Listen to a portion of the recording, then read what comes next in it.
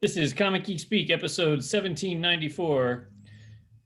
Comic Geek Speak 15th Anniversary Super Zoom.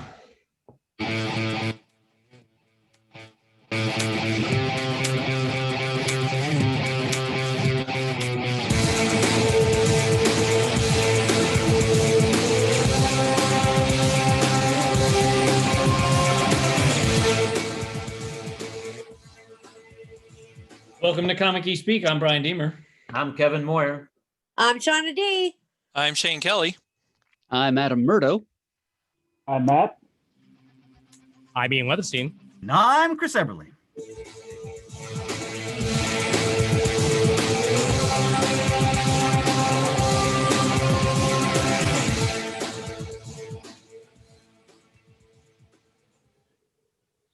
We are sexy bitches, yeah.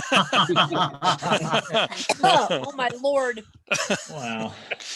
We were trying to forget that, Ian. You will never forget that, Gamer, whether you like it or not. I actually had forgotten all about it until you just said that. So, Yes, joke's on you. Welcome to 15 years, people. Yes. Wow. crazy. And thank you all virtually for joining us tonight for a super celebration of 15 years of Comic Geek Speak before the year rolls out here. We're celebrating in style. A bunch of us have drinks. A bunch of us don't. That's also fine. And to everybody who's joined us tonight, thank you very much for doing so. You're here. So, Deemer, I was saying that I found this in the vault, that song that played at the beginning. We have no idea who performed it. So I'm going to go to the listeners for this one, that if any of you perform that rock and roll version of the original Comic Geek Speak theme, email us at comicgeekspeak@gmail.com or post to the super group or do something, because this was on the Songs in the Key of CGS episode that Rios put out years ago. And that's all I know about it. Yeah, I honestly don't remember ever hearing that before in my life. So, well, then maybe Rios can tell us. But that was all the way back in episode 440, May 16th, 2008. Wow. That's a long time ago. Yeah, it is. Yep. Oh my God. So how's everybody doing tonight? Just Ducky. Magnificent. Absolutely. Reveling in the Disney announcements. Oh, so much stuff. The villain. Yeah, I'd like to thank Disney for doing us all a favor and coming out with a whole bunch of news the day before we're recording this. Clearly, they did it for us and nobody else. And something to come out every month for the next 2 years. I've seen so many posts where people are being like, okay, is this maybe too much Star Wars or whatever? And the answer is absolutely no freaking way. That's not a thing. That's not a real thing, too much Star Wars. So like, we waited how many years, Shane? Like all that time from 1983 into the void, just waiting and waiting and waiting. And we got some glimmer of hope when the books first started to come out. And then some of them got a little bit, all right. And then we waited some more and prequels came, and then, all right, finally. I think it's like anything else. If it sucks, then it's watered down. I mean, if it's good shows that are coming out and movies, then it's worth it. Well, yeah, and I mean, we have such a wealth of things that are coming out. So like, even if 3 of them turn out to stink, like there's still 7 more. Yeah. Yeah. Plus, Go ahead, dear. I'm sorry. Oh no, I was just going to say. Plus, it makes sure that Tom has work to do. So at least one CGS family member will not be on the dole. So that's good. I'm actually most excited about a non-Star Wars announcement, which is Brian K. Vaughan will be writing Buck Rogers. Yes.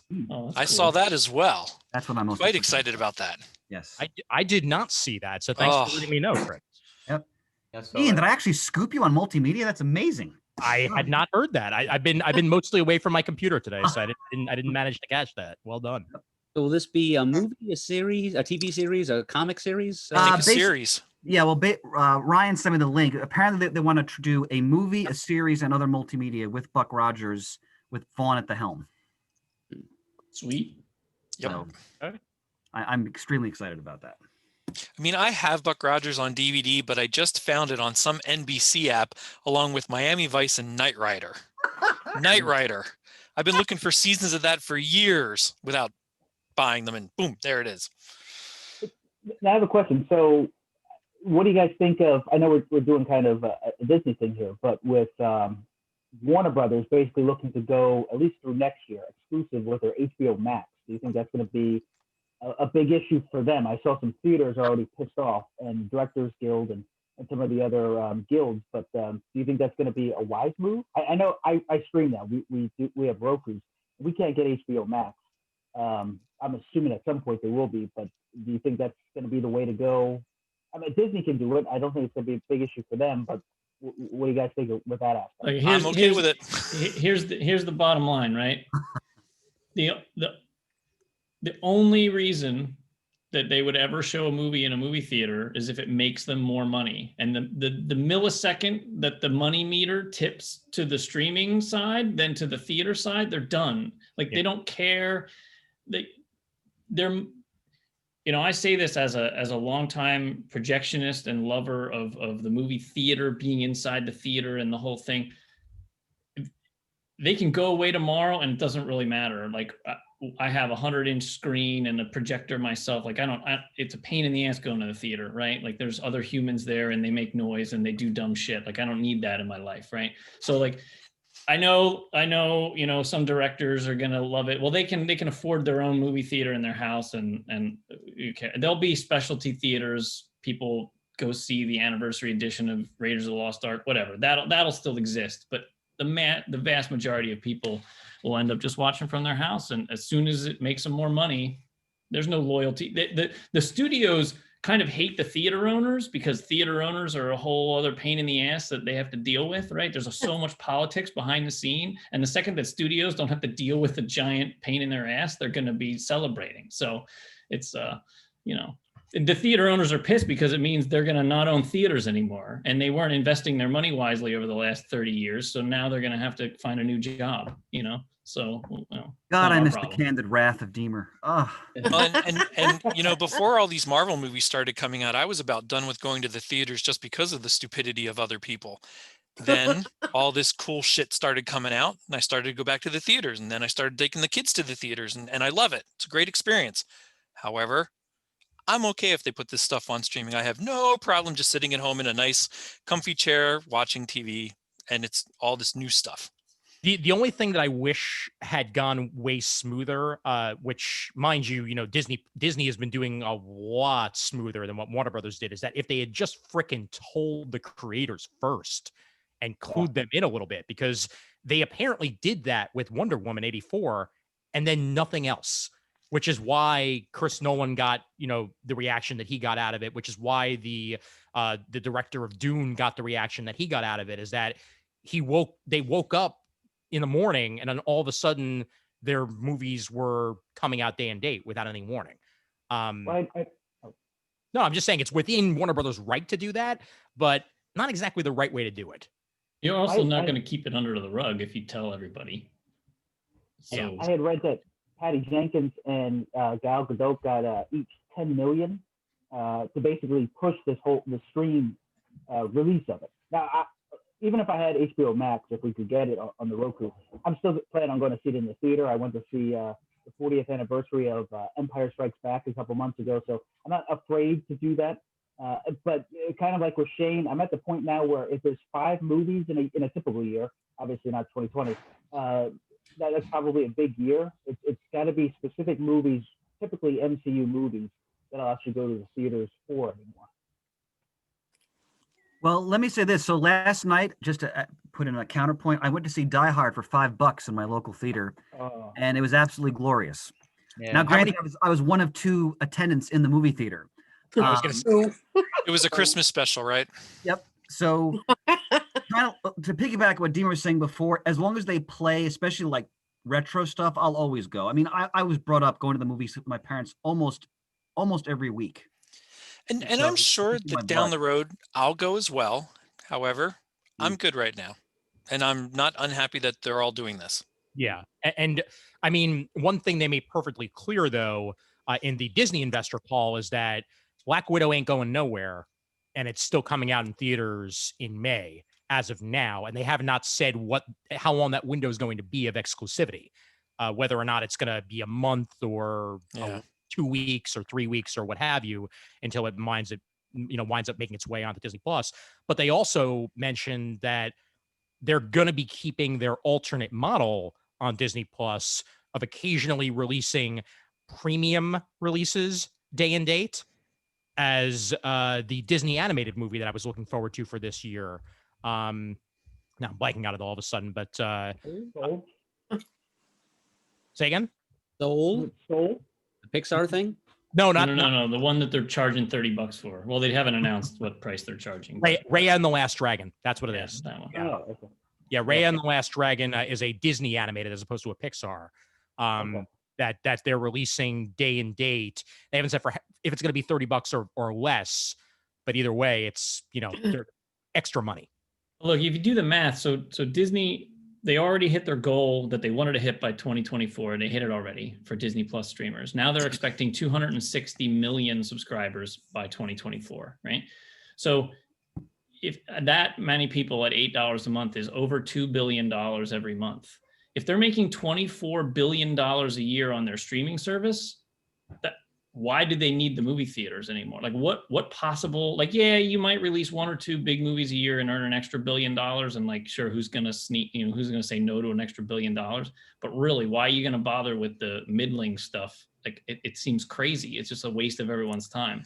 I mean, the only reason I go to the theater is simply to avoid spoilers, right? Like I got to go to Star Wars or Marvel on the day it opens. Otherwise everything's going to be ruined. If I didn't have to do that, there's no way I'm making that effort to go to the theater. It's just not worth it. And I was thinking about when Disney had said about bringing out Mulan, and that was what, $30, like you said, Brian. And I thought, oh my God, there's no way I'm paying that.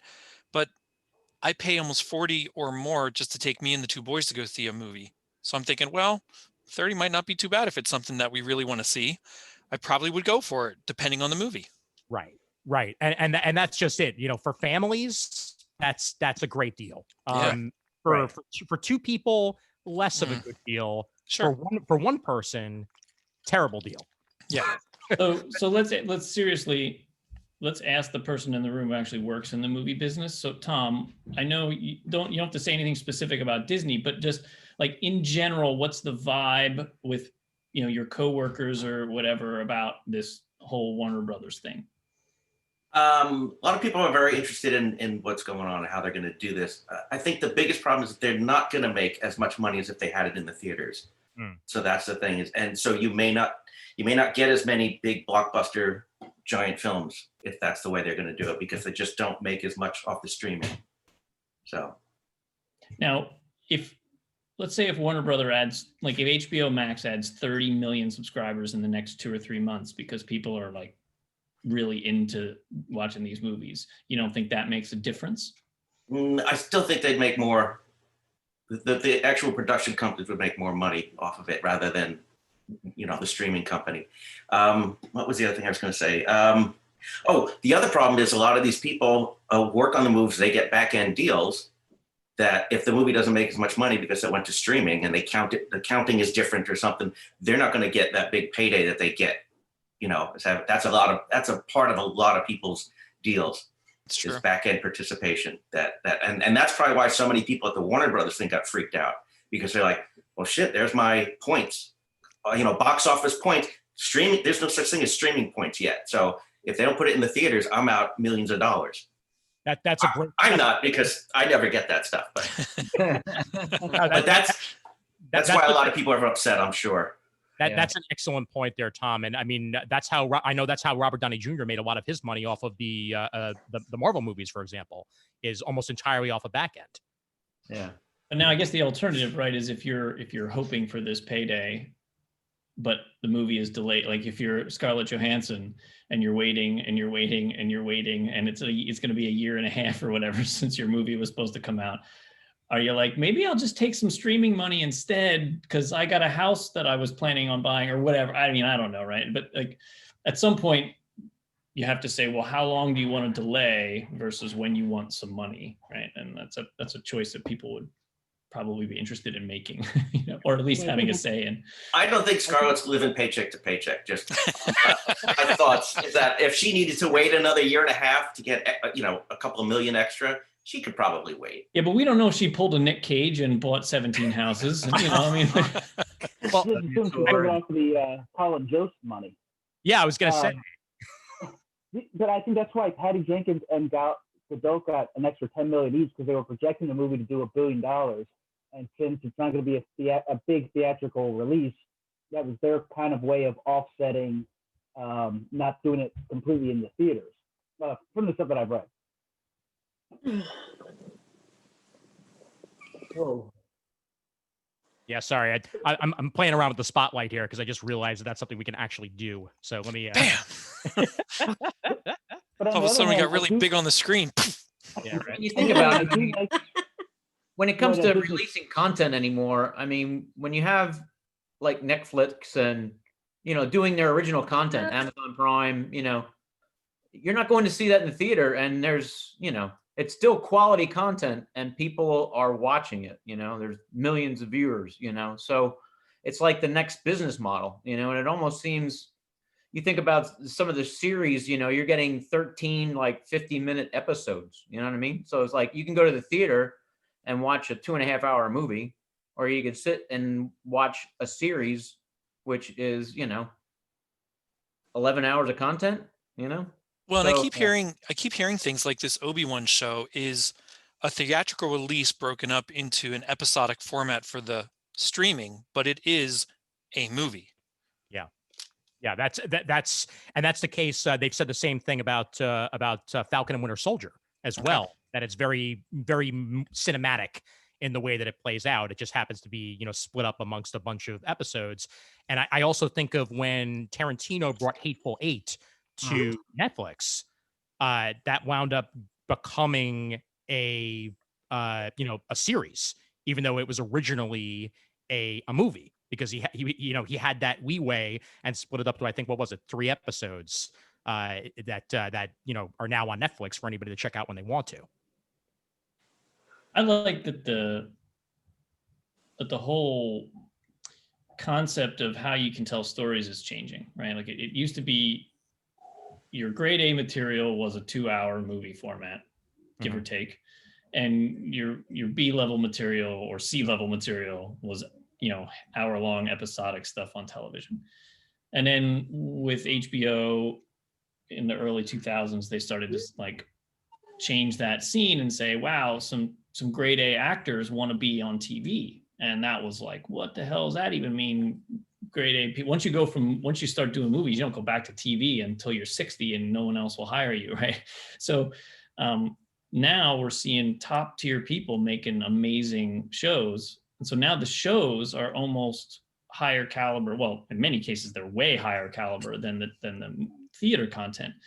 And now that Marvel is doing this thing where it's like, we're going to make some movies, then we're going to make some TV shows. Then those people will probably go back to the movies, and then they'll come back to some TV shows, and it'll just be one big fluid story. And we're just going to choose which format to tell the story in using all the same people. That's wholly new, right? Like we've never really experienced that on this scale before. And it's really exciting. The creators must be enjoying the possibilities that they can do. The story writers, now they're not limited to these 2-hour boxes. I think it's pretty exciting.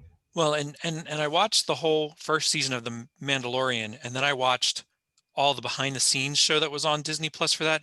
Yeah. Fantastic. Wow. I was blown away with how they filmed that and how they produced that show. Amazing. What was so, first of all, that was like the best behind the scenes making of stuff I've ever seen, right? It was almost more entertaining than the show itself. As a fan, it was like so cool. Yeah. But what was really awesome was how much all of those people love Star Wars and how they were all humble to be working on Star Wars. Like even Favreau, who's super popular now, is like, I'm living my dream. I can't even believe it, right? And that feels really good as a fan. Like no wonder that show is so good, because everybody working on it holds the material in such high regard, right? And I'm sure, like, I know from speaking when we've talked to Tom in the past, like there was a lot of that when working on previous Star Wars movies that like they love it, right? But that Mandalorian stuff seemed like it was on a whole other level than stories I've heard before, right? So I don't know if it's really different behind the scenes, or if I'm just imagining because Disney did such a good job with that making of. But No, I think it was different. I think their whole approach to that show has been different than anything that we've seen before in a lot of ways. And during the show, like Jon Favreau said, none of what they're doing is proprietary. It's all out there. It's just putting all these things together and seeing how to do it, and it worked. And it produced this incredible show. Yeah. I'll tell you another show that's good. It's not on Disney, but Cobra Kai. Yes. Is you can tell that they love the movies because the I don't know who's watched it, but the way they intertwine some of the things from the original movies, how there's some homages throughout at least the first season, and just doing it from the point of view of I just want to say Zetka, but I know that's not the character name. But Johnny? Johnny, yep. Johnny. It's an amazing series that I recommend to people, and again, it's one of those that you can tell the people working on it love the original, and that's what they're building off of. Instead of kind of doing their own thing where you're like, "What the hell is this?" It's just using the name. Yeah, and I binged the 2 seasons of Cobra Kai about 2 weeks ago, and I just watched the trailer for season 3, and I cannot frickin' wait to get more of that. It is so pitch perfect and done so well. But another show that's really good, and I don't know if anybody else but me has seen it on the episode, Saved by the Bell. The reboot for Saved by the Bell is shockingly excellent. Really? It actually reminds me of Community in a lot of the ways that it's set up. And they take it not so seriously, and it's actually way funnier than the original was, while at the same time also going into like social issues and like gender norms and class divide and stuff like that. Like it's really adult for the subject matter that it's doing, and shockingly bitingly funny. Is there a Screech type character? No, there isn't, thank God. But there's sort of like Jesse's son is one of the characters, and he's like a cross between Slater and Screech, in the way he's portrayed. And it's shockingly good. Screech play the Joker in like a Birds of Prey thing or something like that, or a Batman like online movie. You're probably right. No, you know what? You're thinking of Boner from Growing Pains. Yes. Okay. Yep. Boner. Was it Batman Dead End? You're thinking of Boner. It was I think it was Batman's Dead End. Oh boy. I'm assuming you guys are watching The Boys. Yes. Oh yeah. Really, I'll tell you, one of the things I liked about being unemployed the last several months is I finally got to get caught up on all these TV series I never got to watch, like True Blood. I finally got to watch. Jack Ryan, The Boys, Westworld. I mean, there's been a ton, and with the exception of 1 or 2, I've been impressed with some of the stuff that's been out there for years. Yeah. Nah, and streaming gives you that leeway. You know, you're not stuck with you know, like a lot of the limitations that you have with terrestrial television, even cable for that matter. Like you can be long form, you can be short form, you can have your episodes be as long or short as they need to be for the story that you're telling. You just have a lot more leeway than you did otherwise. Well, and I love these shows that do just tell their story in the time they need to tell it, whether it's 42 minutes, 37 minutes, 32 minutes, whatever it is. Now, I would love if it was more for every episode just because I want more, but I'd rather have good, concise, precise episodes, 30 minutes than a lot of fluff. I'll tell you what, not to backslap Jamie D if he's here, but I'm not really a big Star Trek fan, but the Picard series that they put out on CBS Access was phenomenal. Yeah. I never watched The Next Generation, but just the little bits that I knew about that series, I didn't think it was that difficult to follow along, and I've actually been recommending that to people as well that I know are Trekkies. Yep. Tell you what, when I was watching Picard and when somebody dropped the F-bomb, I was like, oh my God, the world just changed forever because there was cursing on Star Trek. Like that was. Oh, they did that on Discovery first. Did that? I didn't watch that. Oh yeah, Yeah. that and nude Klingons. Yeah, Go yeah. figure. That's right. That's right. Oh God, no! I hate the Stargate Klingons that they brought on for the first season of Discovery. Like they were one step away from the Jaffa and what was the name of the main? Damn it, I'm blanking on the name of the alien from Stargate. The like the symbiotes. Well, whatever. That's what it reminded me of more than anything else. And I was not looking for that. And I'm a Stargate fan. I just want Trek, you know? Yeah. I wasn't thrilled with the redesign of the Klingons, but everything else about Discovery I've enjoyed pretty well. The Goa'uld. Thank you, Lennon. Thank you. The Goa'uld. See, this is why we need a chat room every episode, because when I go blank on something, they can go ahead and clarify it for me. Hey, I posted, they announced that they're going to do a Lando series, but they didn't announce like what time frame that's in, whether it's going to be Donald Glover or Not yet. somebody. They haven't Okay. confirmed the cast yet. I mean, I can't imagine it being anybody else but Donald Glover, but he's not attached to it yet that I heard. Okay. I mean, it could be, because it could be like post Jedi or something. So they need somebody older. I don't know. But. Yeah. One thing they did clarify, though, that we've brought up on previous comic talks is that Tatiana Maslany was officially confirmed as She-Hulk for the She-Hulk series, and they announced returning for the first time since the Incredible Hulk movie, Tim Roth as Abomination. Yeah. Wow. I'm wondering if, since she's an attorney, will they try to work Charlie Cox's Daredevil in here as well? I hope so. Supposedly he might be signed on to do Spider-Man 3. That's what I heard as well today.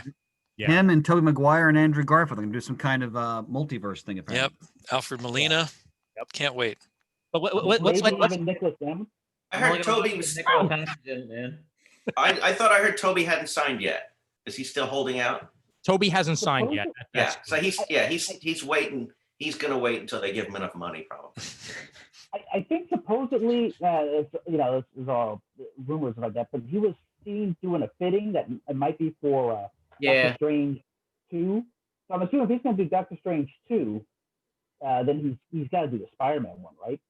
Oh, maybe his back is out again and he can't do it. I don't know. Did he fall off any horses? Talk to Jake Gyllenhaal again. Oh no! Hey, but Jake Gyllenhaal's Mysterio already, so they can't even pull that. Yeah, that's true. Let's just let Kevin talk for the next 45 minutes, though, and mention that that Moon Knight has been officially confirmed. Yes. Well, you're gonna hear the natural apprehension in my voice. So, but Kevin, what do you think of the casting for Moon Knight? The more I hear about it, it's sounding pretty cool. So I keep my hopes up, and hopefully they do a great job. I mean, they've obviously treated all their properties very respected so far, and I hope it's just another one. So. Well, you've got one of the best actors in film right now playing the character, so not confirmed. I haven't seen him confirmed yet. Well, I'm hoping. Yeah, me too. I mean, if he is cast, fantastic, absolutely. I mean, I enjoy him as an actor very much. Kevin, if the costume is white, are you going to boycott the movie? Absolutely. Come on, get there. That would be Oscar Isaac, by the way, since we said everything but his name.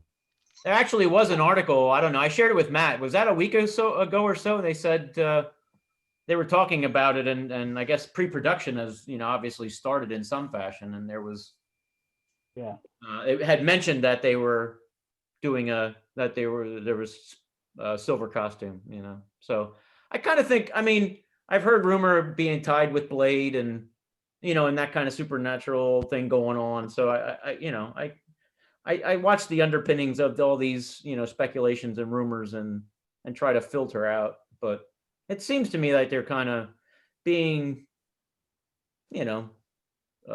respective to all takes on the character, So I would imagine, like, if you're gonna, even if they do it, I had said to Matt, I was like, they could even do something where it would be like, you could do a present story, but you could do a lot of flashbacks. I heard it's only supposed to be like 6 episodes, So it's like, you could be doing the origin and the werewolf and that kind of stuff, and that could be all in flashbacks, and that ties into a current storyline or something. So I Well, mean, Kevin, that's a great point, because they could take sort of like the Marvel street / monster part of the universe and really all kind of bring that into Moon Knight, like Blade. And you mentioned the werewolf. There's a lot of great stuff they could do if they took it down that route, actually. yeah, because I just read an article today about Blade, and that's still on, and there's a phenomenal actor attached to that, amazing. and Oh yeah. I mean, that you can just see that stuff starting to unfold, and they tried doing. I shouldn't say they tried. David Goyer did that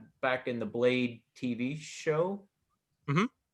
Back in the day, in the one episode, they had brought up about werewolves, and Blade said, "Wow, that's Spectre's territory." Because Goyer's a fan of the Moon Knight, and he wanted the character in the Blade series, but it never came to fruition. But they were setting it up in Blade, as that. So it seems to me like they're going to go, I should say, a similar route, that they're going to just use those fine threads to kind of, sew things together, but it doesn't have to be, completely immersed, in one specific story or genre type of thing. But Yeah. And the trailers they released for Loki and especially What If really had me. Yeah, that's my favorite trailer that was released out of all of them, was What If. That animation was phenomenal. I loved it. Yeah. And it's probably the last we'll see of Chadwick Boseman portraying Black Panther as he recorded his dialogue before he passed. Yeah. So I've been curious if looks like they're doing. If we'll have Chris Evans do any voicing, because I know he said he's basically done. But I mean, yeah, he's doing Buzz Lightyear. Yeah. Because I know Kevin and I have been talking about Falcon and Winter Soldier, and maybe he's done playing Captain America, but he could easily appear as old Steve, and kind of like circumvent. So I'm curious, and I think Robert Downey Jr. already said he's doing voicing for Tony Stark in the animated series, but I might be mistaken on that as well. I'm curious who they get back. All those guys will come back eventually.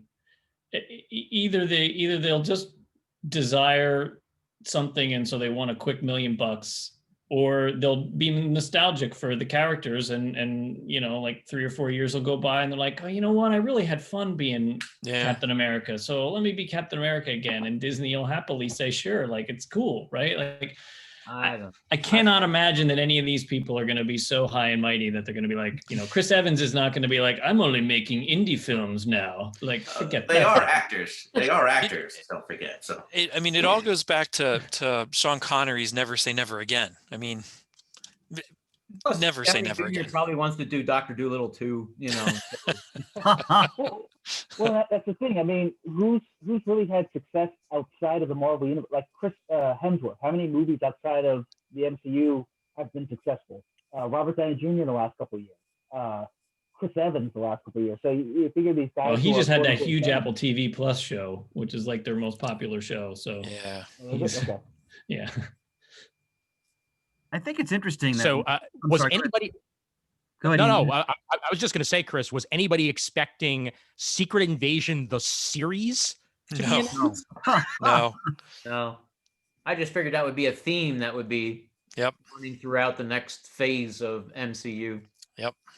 But that's a perfect example of taking a great story concept, and instead of trying to pack it into a movie or even two, they're just going to let Samuel L. do a whole TV show. Like, that's phenomenal, right? Even if it ends up being the same amount of time, like the idea that they're going to take a major theme and pull it onto Disney Plus. I mean, it's a very smart business move, right? Like, you have to have a Disney Plus subscription and go to the theater if you want the whole story, right? They're not stupid, but I also think it's cool for consumers to get. We don't have to wait for these big tentpole movies. We can get a continuous, feed of content and story. The way they're intertwining every actor, every storyline. Yeah, it's impressive. When you're talking about I'm sorry. That's always my issue with Agents of S.H.I.E.L.D. is I always thought that it should lead you into the next movie. It seems Disney Plus is essentially doing that with the TV series, where each one's going to be connecting to potentially bridge you. Like, there's no doubt in my mind, Falcon Winter Soldier is connected to Black Widow. Whether I don't know, I know the order got swapped out, but there's no question in my mind. Just like WandaVision is connected with potentially Spider-Man 3, but Doctor Strange too. So that's what I'm interested most in, seeing how everything expands stories and builds you up to the next movie. Yeah. I mean, it's a win-win. I mean, because when you talk about The Boys and all these series being released with Star Wars and Marvel on the streaming things, I mean, how many of these stories and shows would be produced if all you had to do was rely upon theaters? You know, how much of this content you would probably never experience or never get made, because, you know, if you're just going to be doing big budget movies, a lot of these projects aren't going to be picked up and produced that way. So the streaming just allows for so much more content and expand, you know, with characters and such. Well, I think that, and I'm going to pick on Tom again, because he's probably the only person here who's even remotely qualified to answer this question, because I'm going to just pull shit out of my ass. It's okay, so will I. Is like when you talk about like budgets, right? Like, Tom, Mandalorian, like when you take like all 8 episodes, like the whole first season, was it where on the scale of, say, like episode 7 was the budget for that? I have no idea. I don't know anything about the budgets on any of those shows. But it's got to be cheaper than a full budget movie, than a big blockbuster. You know, what makes it different? Because when you look at the production value, it doesn't seem any different, right? Well, the production value, especially on Mando, that's due to the new technology that we've come up with, this stagecraft stuff. I don't know if they talked about that, but that's the big LED screens that surround everything, and so many of those shots, and we use that on some of the movies as well. On Solo, we use that, and a lot of those shots they could just get in the camera. So they don't have to go back and roto and do all this compositing, all this stuff. They can get it right camera. So that really saves them a lot of money. There's still a lot of work involved in getting that set up. So somebody has to pre-render all those things, but they're doing it with these, you know, real-time renders, so they can quickly, you know, the director goes, oh, let's move that thing out of the way. So they can move that and reset that, and you're up and running again in no time. So I think a lot of that is why these can be done cheaper and faster, because they just get the stuff in and out right away. Now, will they be using that technology on, say, like Rogue Squadron or whatever other movie? I will bet you we use that anywhere we can. They already have stages set up, permanent stages set up in Pinewood, down in Southern California, and I think there's one in Australia as well that they're building. And they're getting, you know, they're going to just be all over the place. You're going to see them in every movie. Everybody wants to use it now, because it does. Yeah. It's also really great for the actors and the people on the set, because they can see, what am I looking at, or where am I? I'm not just on a green screen looking at a couple of tennis balls. I can see I'm in the middle of a desert, and it just, not even just for the reflections, but just for the actors themselves, that they can see where they are, and it puts them in the mood so much better, and you get much better performances out of everybody. I saw somewhere that other TV shows, not really Disney Plus ones, or actually came on set to kind of get an idea of how the technology is, and that we probably won't just see it in at least the Star Wars, and probably MCU. I'm assuming they'll use some of it too. It's going to be used in all kinds of movies. Yeah. Yeah, I can't imagine it not being used. Yep. And our wonderful listener and best beard on the Zoom call today, Dave Williams, points out that rumor has it that it's about 10 million per episode for The Mandalorian. 80 million? That's just my salary. So I don't know where they get the rest of the money. Good for you, man. I am interested. It's a thing. It's interesting. Star Wars seems to be, so for at least Mandalorian, there's 8 episodes, and it looks as though the MCU episodes are going to be 6. So I'm a little disappointed, unless the running time is closer to an hour. Because I guess Mandalorian is like typically like 45 minutes. If we're still going to get the same type of content, I'm excited for the MCU series that are going to come out, but if they're only like half-hour episodes, you only get 6. That's kind of taking some of the fun out of it for me. Not too much, but some. I think it depends on if they have enough shows so that we almost are never waiting between shows, right? Like we had to wait a whole year for Mandalorian because nothing else came out in between. I mean, Clone Wars season 7 did, I guess. But if Marvel's gonna have 4 shows a year, and they show you watch 6 weeks and then you take a couple weeks off and then you get another one or whatever, like that's okay. That makes the 6 episodes seem not so short, because you don't have to wait very long for another 6 of something else, and then before you know it, you'll be back to that first show again. Well, that's what I've heard with CBS's Star Trek universe too. They're doing the same thing. They want to get to where they have a show every week, whether it's Picard to Discovery to Lower Decks or whatever. They want to get to that format so that you don't have to wait for anything. There's always something on to watch. Oh, sure. And they don't want you to ever even think, oh, hey, I can cancel this for 2 months. Right. And then come back to the streaming service. They want to Right. hook you in where you're always there no matter what. And frankly, if you're giving me things like frickin' Armor Wars over at Disney Plus, like, I'm not going nowhere. Well, and Disney is in my opinion more unique than these other ones. I mean, you have Disney, which has all the Disney stuff. You have all the old Disney stuff like Snowball Express and whatever 60s, 70s Disney movies were out. Then you have all of Marvel, all of Star Wars. I mean, plus all their ancillary movies that came from other production companies that were owned by Disney. They have such a wealth of product that be put on that streaming service. It's ridiculous. I'm curious how they'll use some of they're incorporating the Fox studio that they brought in. But will they have kind of like an adult portion of Disney Plus at some point, or will it be something different? Because that you'd be able to see Logan, Deadpool. If that does PG-13, the third one, and that's gonna be disappointed. At some point, do they have the adult? Granted, I love Disney Plus and some of the old cartoons I used to watch growing up, but at some point you got to use some of that adult. I mean, one of the things I like about The Boys is the language, the violence, and whatnot. I can't imagine Disney Plus not trying to incorporate some of that at some portion of what they offer. I'm glad you bring that up, Matt, because here in the United States, we have Hulu, and Disney whole hog owns Hulu. And that's more than likely where a lot of our mature stuff is going. But they also announced on the investor call that overseas, specifically Canada, UK, and I think Brazil and 1 or 2 other places, Disney is launching a new service that's integrated within Disney Plus called Star, which is essentially going to be their Hulu overseas. That's going to have all of the Hulu content that Disney owns that will be mature inside of Disney Plus. I don't know if they're eventually going to go that way here in America and merge Hulu with Disney Plus and just have Hulu be a section inside of Disney Plus, but they're even going to be doing Star Live overseas. So essentially, what we have as Hulu TV will be Star TV, just baked into Disney Plus in other markets. So I find that fascinating.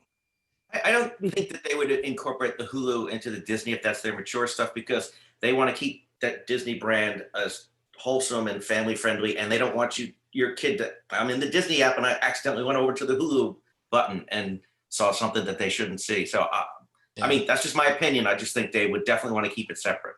I don't know why they don't just make it the Touchstone screening service. Right. I mean, that was the whole point of that. Like in Netflix, my daughter who's 7 is dying to watch some more of Schitt's Creek, and when she can't access it through her Netflix account, but my wife can through hers. So couldn't they, in theory, do something in Disney Plus where it's the same, where there's adult content and obviously there's stuff just for the kids? Yeah, I don't think Disney wants. They don't want to even be. They don't want anything associated with that. I just think that would tarnish their brand. It's my opinion. Again, not the company's. My opinion. They're looking to continue, and I forget the actor's last name, but who does the Punisher? They want to bring him from the Netflix series, and to me, the Netflix series was an amazing Punisher series. I'd love for that to continue, but I can't really see that on Disney Plus. So maybe it's Hulu that winds up with it. But if everything's supposed to be interconnected, like Feige's claiming, at some point they have to, unless they really work on the Hulu aspect, to make that part of the universe as well. Well, I was really disappointed when they canceled all of those shows, the street shows, Jessica Jones, Daredevil, which I thought was especially exceptional, and The Punisher, because I think that's some of the most exciting stuff they've done with the Marvel characters in any non-comic format at this point. So I'm hoping they'll bring them back. Well, apparently Daredevil may appear in a future Spider-Man film, as you mentioned, but hopefully they're going to bring them back in some platform because the writing in those series was superb. Yeah. Even Iron Fist is getting a little bit better in the second season. And I mean, I could watch D'Onofrio's Kingpin all day. So I want D'Onofrio's Kingpin in the Spider-Man movie yeah, so I bad. mean, to me, that's Yeah. one of the greatest interpretations of a Marvel villain in a movie or a television show. He was absolutely terrifying. So bring it back. And his social media stuff, he's advocating to come back. I mean, he's one of those guys. He'd love to play that character again. So I think Charlie Cox is another one that's dying to come back and suit up again. Yeah. I can still guys like Mike Coulter have new shows right now. Yeah. You know, Mike Coulter's on Evil, which is actually really good. I watched the first season on Netflix not too long ago, but yeah, the way acting is right now, you could very easily be on multiple shows at the same time and just, you know, film on your off time, you know, when you're not doing your other show. So it's a lot easier these days. I can still remember when Daredevil first came out and I was sitting down watching the first couple episodes and thinking, well, Ben's on the cusp. Maybe he'd be okay with it. And then it got to like episode 4 where Kingpin takes a guy's head and bashes it, closing a car door. I'm like, nah, not yet. Well, when they had, and we talked about this on the show back then when it came out, but the scene where he's fighting all those gangsters in the hallway to get to the door where that kid is being held. Yeah. That moment I think was transformative because they were taking a superhero concept in a television show to a whole different level. I think a lot of people weren't accustomed to. We are because we know Daredevil, but I think that was a very important moment, and I think it really put that show on a whole nother level of excellence. That's why I really want to see those characters brought back. I mean, the casting in Daredevil was so pitch perfect for really every character that it'd be a shame if they don't mind that again. Well, and I mean, the casting they've had so far on these new Disney Plus shows, I mean, not just Tatiana Maslany, but they announced a new series for you know, Kamala Khan coming, the Ms. Marvel series, and she's apparently going to be in Captain Marvel 2. And the casting they have for that looks excellent. They announced an Ironheart series as well. Dominique Thorne is going to play Ironheart in a Disney Plus series. And I liked her a lot in The Hate You Give. So I'd like to see, you know, what she can do in a superhero thing. And they also cast Cassie Lang. Just got cast. The lead of the new movie Freaky is going to be playing her in the new Ant-Man and the Wasp movie, which also makes me think that a Young Avengers movie is on the horizon, or a Disney Plus show is on the horizon. Yeah, got could pretty be. much every member of the Young Avengers in one way or another being introduced. It has to be coming eventually. I was impressed that they got Haley Steinfeld, how she kept like downplaying everything. And then all of a sudden I just saw set photos and it's like, okay, they never confirmed it until I guess yesterday. But she's going to be Kate Bishop. I also like how in Falcon and Winter Soldier, some of the other characters, and they're doing as a She-Hulk, old characters are coming back. So we're going to have Baron Zemo come back. We're going to have Batroc come back. Sharon Carter, is coming back. So it's I like to see some of those older characters that have kind of been lingering back there coming back again to hopefully get a little bit more than they had in the movies. I still hope Coulson shows up somewhere. That'd be nice. Yeah. What I think is interesting as we have this conversation, thinking back to where the show was when it started 15 years ago, is that we're talking about these shows and movies the way we used to talk about the comic books years ago. Like we're talking about, you know, being excited about reoccurring characters and new plots and concepts and all this. And I kind of mixed feelings about that because it's another example of how the comic book foundation of all this is dwindling and disappearing more and more and more. And we're focusing more and more on these new platforms for these concepts. And it's really exciting. But there's for me at least, because I'm antediluvian, there's a twinge of sadness there as well, because it's almost like the TV shows and the movies, because they're using all the great core concepts and stories, like you mentioned, Secret Invasion, they've talked about before, and to the point where now, like what's going on in the comics, in many cases, is almost like does anyone even care about a current crossover story for one of the two companies? In many cases, no. Well, and no, partially because there's always a crossover story. It used to be a special event, and now it's just every month there's a crossover story. Yeah, and that's a problem. When you get to that level of oversaturation, and like there's barely any time to build the individual series, because before you know it, 2 months down the line, you got to prep for another crossover.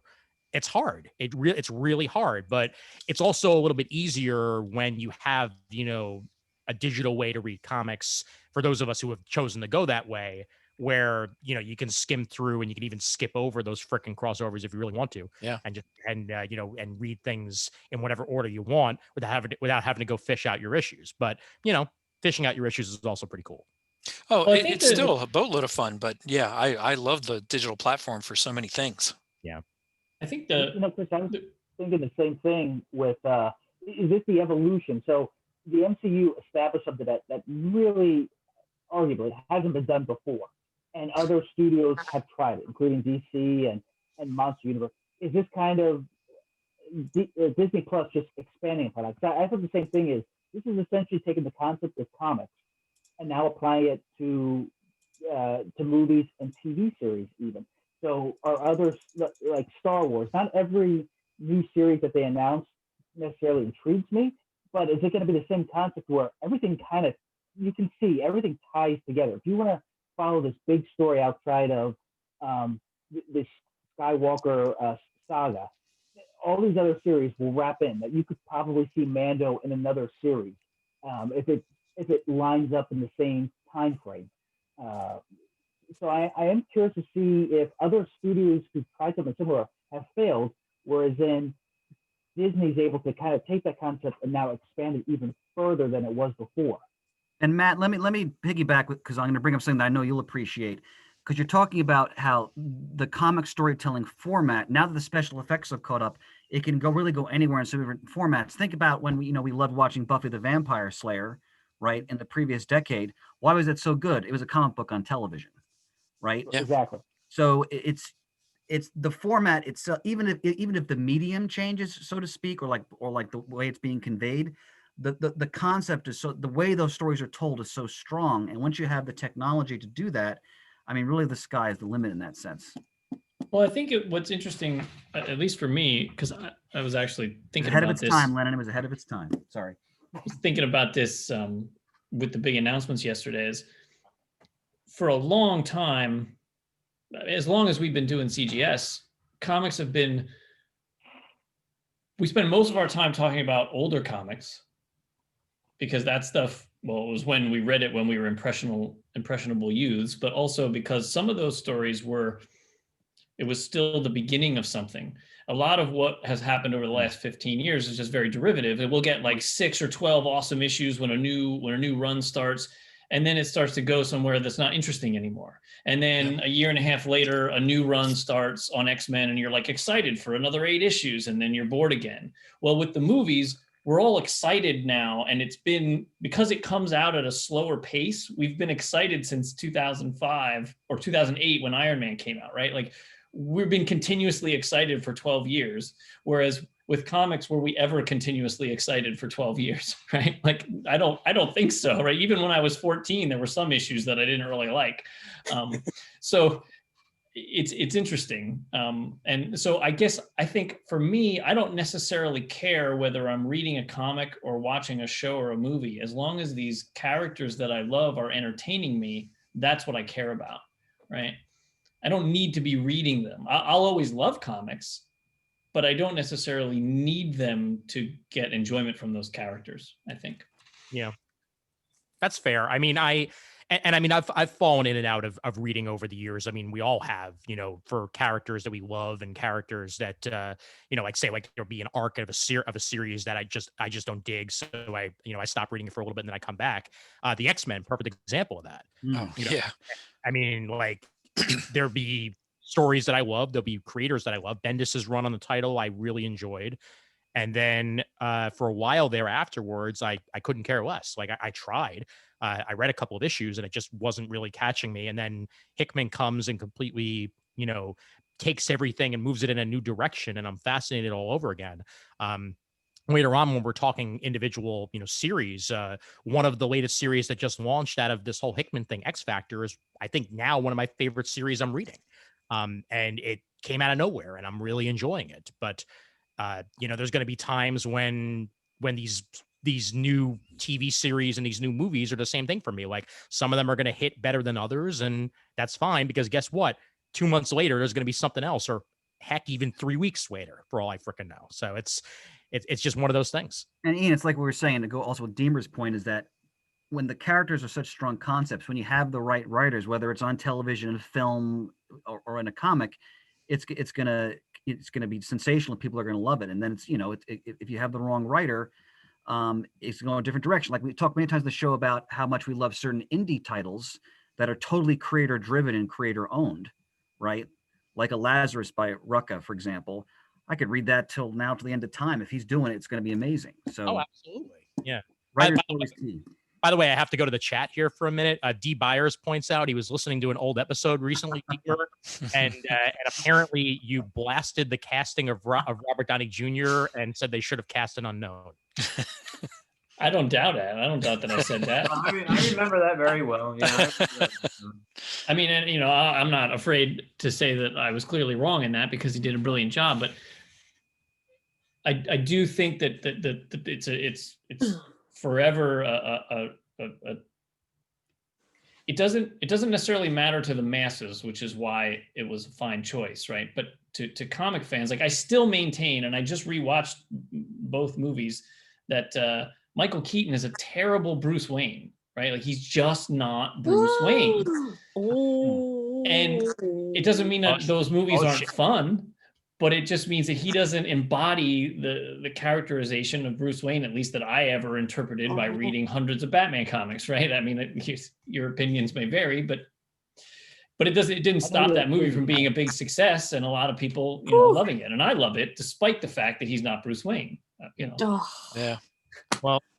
Well, one thing the Batman movie did have was an excellent soundtrack. And speaking of soundtracks, because that's my segue, and I'm sticking to it. Wow. Ladies and gentlemen, it would not be a super anything without this man, and I'm going to go ahead and add him to the spotlight as a man who has been a part of many of the celebratory episodes of CGS over the years, whether it be the 300s or the super shows or what have you. Our favorite Canadian, and we have many favorite Canadians, but at the moment, our favorite Canadian, Mr. Paul French. I can't believe it's been 15 years, first of all. I mean, neither can we. Absolutely crazy. Like you were just talking about the whole Brian ranting about Robert Downey Jr. Like I remember, like this is how Canadians remember things. We remember it because at the time we were in the Tim Hortons drive-thru. And and that is literally where I was, and I'm sitting there like, he's crazy. I mean, demon in a bottle, it's all right there.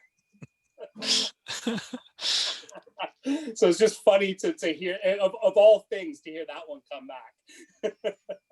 Amazing. I said a lot of dumb shit over the years, so There we all have. Yeah. We all have, exactly. None of us are immune to that. No, Yes, we are always in a Tim Hortons drive-thru. That's what makes it easier to use as a measure. All right, I got a little something in celebration of 15 years. Guys, it is so incredible what you guys have built. And so, yes, I will DMZ too soon, yeah. All right, here we go.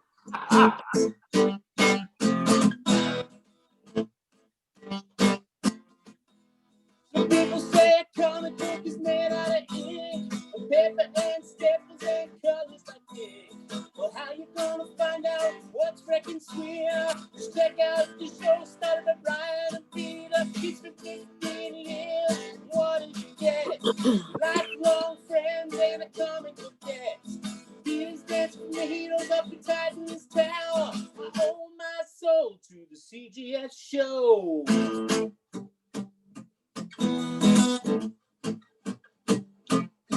Well, I woke up one morning, what did I see? New episode, it was number 3. These guys seem fun, and I like what they say. I'm gonna get the comic that they talk about today. After 15 years, mine. And Matt loves the bat and he ain't crying. I owe my soul to the CGS show.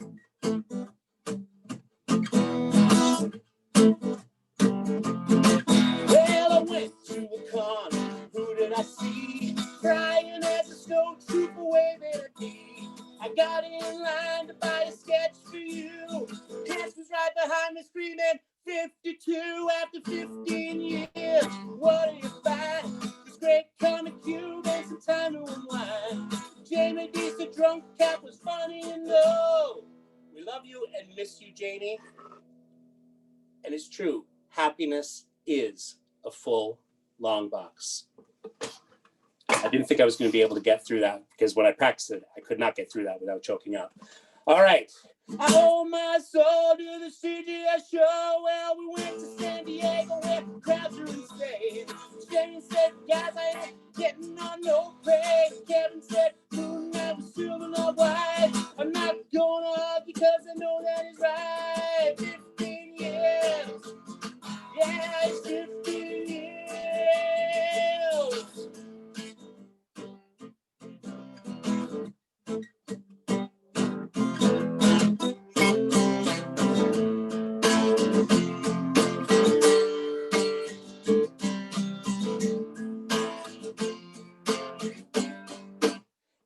Ian continues to smell sex and candy.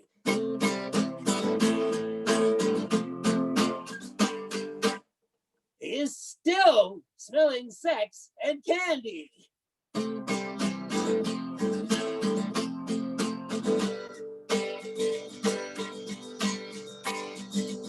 We're gonna look at this last verse particularly with a deep dive courtesy Chris Everly.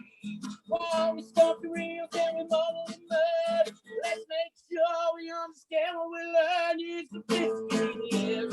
What do you get? Lifelong friends and a comic book debt. How you gonna find out what's records here?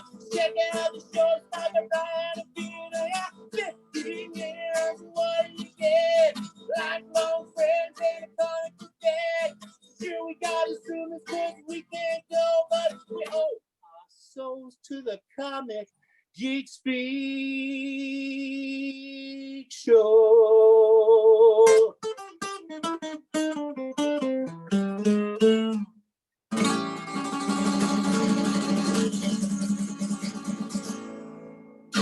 Thanks for an amazing 15 years, guys.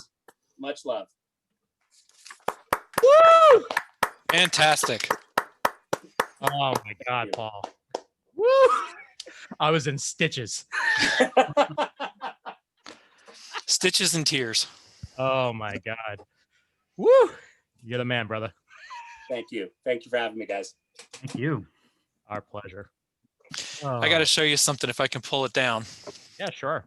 That's what video is for. Just don't pull it out. Yeah. Hey. So at my desk up here in the comic room, I have this mounted above my wall. So every day, especially since the pandemic, I look at this every single day. Oh, the glare. Oh man, the picture. Yeah. Oh my God.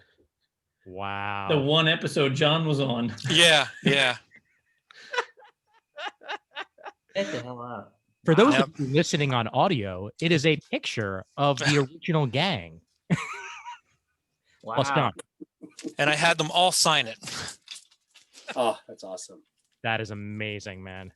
I need a man cave like you have, Shane. That every episode we record, I'm like, I wish I could just jump through the screen. Like, Yeah, 35 years of stuff. oh my God, amazing. Well, you know what? I might as well take this lull to play another song if I can get to it in my playlist here. Usually my segues are a lot smoother than this, but well.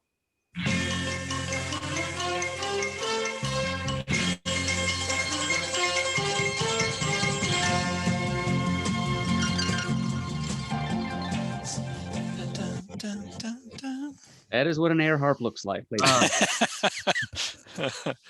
Live and in person. Mm-hmm.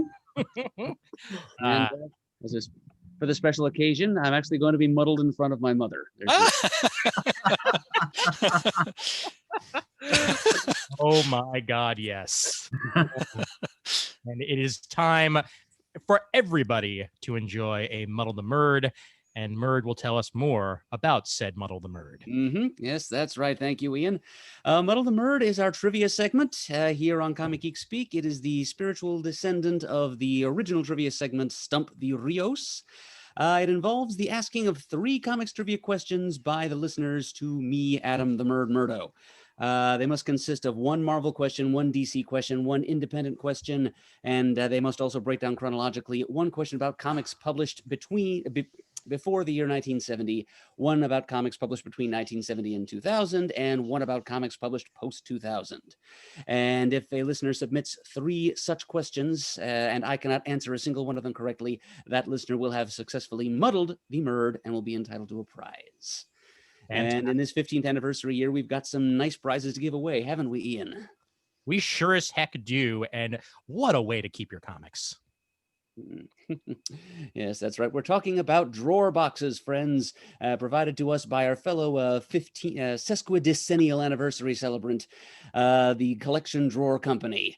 They've provided a prize pack consisting of, I believe it was 5 long boxes or short boxes, long box or short box drawer boxes, which are a pleasant alternative to the standard comics drawer box, long box, in that there's no lid to lift off the top, just a drawer to pull out the front, so you can access your comics even when a box you're trying to get into is on the bottom of a stack. And included in that prize pack is also a few of their upright box sort dividers, which are handy for keeping your comics safe and organized inside your drawer boxes as you're pulling that drawer out and pushing it back in, and also some box locks anchors, which will help to stabilize your stack of drawer boxes once they're assembled and stacked up. Fantastic. And a couple of random other rules for Muddle the Murd. If you are going to submit anything, it has to be about the issue itself. It cannot be about the advertisements. We know we love Hostess cupcakes, and so do you, but they can't be about those ads. And also, please try not to be too specific, as if you're going to try to ask us what color Robin's left heel was in Detective Comics number 453, we're not going to answer that question. So just making that perfectly clear. And don't forget to send along the answers to whatever questions you're asking, because don't make us guess. Yes, indeed. Well, this individual here did not make us guess. It is David Beasley, otherwise known as Esri L on the forums. And he has these questions for us with a little bit of a preamble. Greetings, fellow comic geeks. I've been a listener of the show for a little over a year, getting hooked on the Crisis Tapes segments and naturally finding my way to the rest of the podcast. I've never felt like I would be much of a challenge for Muddle the Murd, but when I saw the call to action on the Facebook supergroup page, I thought, what the heck? So without further ado, my muddle attempt. And we begin with pre-1970 independent EC Comics.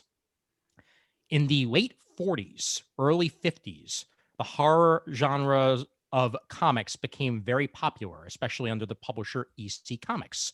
One of their most infamous recurring characters was the Crypt Keeper in their Tales of the Crypt title. However, he debuted in another EC Comics title in December of 1949. What was the title of the EC Comics series the Crypt Keeper first appeared? Okay. Tales from the Crypt. I seem to recall that the predecessor to Tales from the Crypt was The Crypt of Terror. So that this may not be the correct answer, but it's the guess I'm going with. Anybody in the audience or on the Zoom have any inkling of what this answer may be? A guess, Haunt of Horror? Nope. Not Vault of Horror either, Conrad. Nope. Not the Haunt of Fear either, I'm assuming. Nope. The correct answer, Crime Patrol. Wow. Specifically, number 15 wow. of Crime Patrol. Good was the question. first appearance of the Crypt Keeper. It really was. Yep. I would not have guessed that for the heck of it. No. And we move over to 1970 to 2000 DC. In 1986, oh, what a year, DC published a benefit comic entitled Heroes Against Hunger to raise awareness and money for hunger relief in Africa. The story features a world's finest team up of Superman, Batman, and Lex Luthor trying to put an end to the Ethiopian famine. If that doesn't link it to 1986, then I don't know what does. What was the name given to the giant four-armed villain of the story who was feeding off the entropy caused by the famine? I'm not at all sure that I have this one shot in my collection. I probably do. I can envision the cover. It's Lex Luthor in his old armor berating Superman for his inability to end hunger for all his power. I didn't even know there was a villain in this story. Best guess I have is famine. Anybody else? I'll give you a hint. Think Doctor Who. It's not a great hint for those of us who don't watch it. Amy's got it. Amy's got it. Yep, the correct answer is The Master. Oh, all right. And this was actually David Beasley's very first comic book in his collection. He makes as a note. Wow. Yep. And we move over to post-2000 Marvel. During Marvel's 2015 Secret Wars event, we find out Battleworld is policed by a core of all the multiversal Thors. In their tie-in miniseries, Thors, we follow the Ultimate Thor tracking a serial killer who's targeting the myriad of Jane Fosters. Which particular Thor is murdered in the first issue before he can help the Ultimate Thor with his case? All right. I'm going back to the only Thor core team I know, and this does ring a distant bell with me that maybe this might actually be the right answer. But I remember the original Thor core from the 90s involved a future Thor named Dargo Couture, and that's the name I'm going with here. So I actually had the answer Dargo Couture for a Stump the Rios back in the day. However, you, sir, just got muddled. Oh, God. Anybody have any further guesses? I remember really enjoying that story, but I can't for the life of me. It wasn't like Beta Ray Bill, was it? It was indeed. Yep. Yep. And Wow. and both John Morrissey and Dave Williams guessed that as well. It was Beta Ray Bill, and the Thor Corps lost Beta Ray Bill in that issue. Yep, and that same Big John Morrissey opined a few moments ago that if Dave Beasley were able to stump everybody participating on this Zoom call, he deserves 100 drawer boxes. He obviously didn't muddle everybody, so you're just going to have to settle for the 4 or 5 that are in the prize pack. But all the same, excellent work, Dave. Yeah. That was a legit muddle for sure. Yeah, good questions. Yeah. Absolutely. Yeah. Yep. So congratulations, David Beasley, and enjoy your drawer boxes, and make sure to contact us to let us know which ones you choose. Yep. The long or the short. Yep. Excellent. All right, gentlemen, we want to move on to voicemails. Sure. Great. No. Well, you know what? Tough shit, Deemer. All right. We're getting a little chilly, so I had to go put something special on for the show. Oh, yeah, wow. That's a throwback. Wow. Wasn't that like wasn't this like the first one that you're... Didn't my mom make that? Yeah. You Yeah. gave it for my birthday one year. It was the first time she started doing one. Yeah. Wow. I found my Mike Schwartz CGS Super Show shirt from not too long ago, and I've been wearing that around whenever I can because it's a nice piece of memorabilia. I also still have the tour shirt. I have a tub full of all of our tour shirts. Look at Amy sporting an Where they original want to- shirt there. Oh yeah, Yeah. right on. Oh, by the way, before I do get to voicemails, I want to mention, and this is only from Libsyn. So like, I know you guys used another service before them, but over 10 million downloads. Wow. Since switching over to Libsyn. So I just wanted to point that out. Over 10 million downloads in 15 years of the show. Hot damn. Yeah, I'd like to know what that actual number is. Wow. Yeah, because we were on Lipson for a while, and then we left, and then we came back, and then we lost all the numbers from when we left, and then so I don't know what our total is. Got to be a couple million more than that.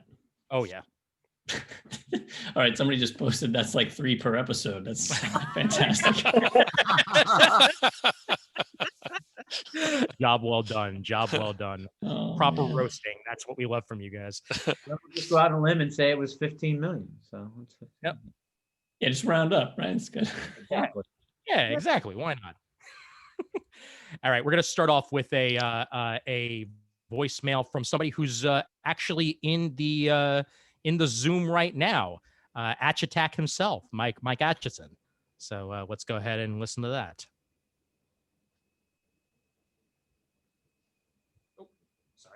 Or not. Sorry. Still had the, let's try that again from the top, as I still had the volume down from fading before. Let's do that again. I've been listening Come on. for nearly half of that Hey. time. You do it.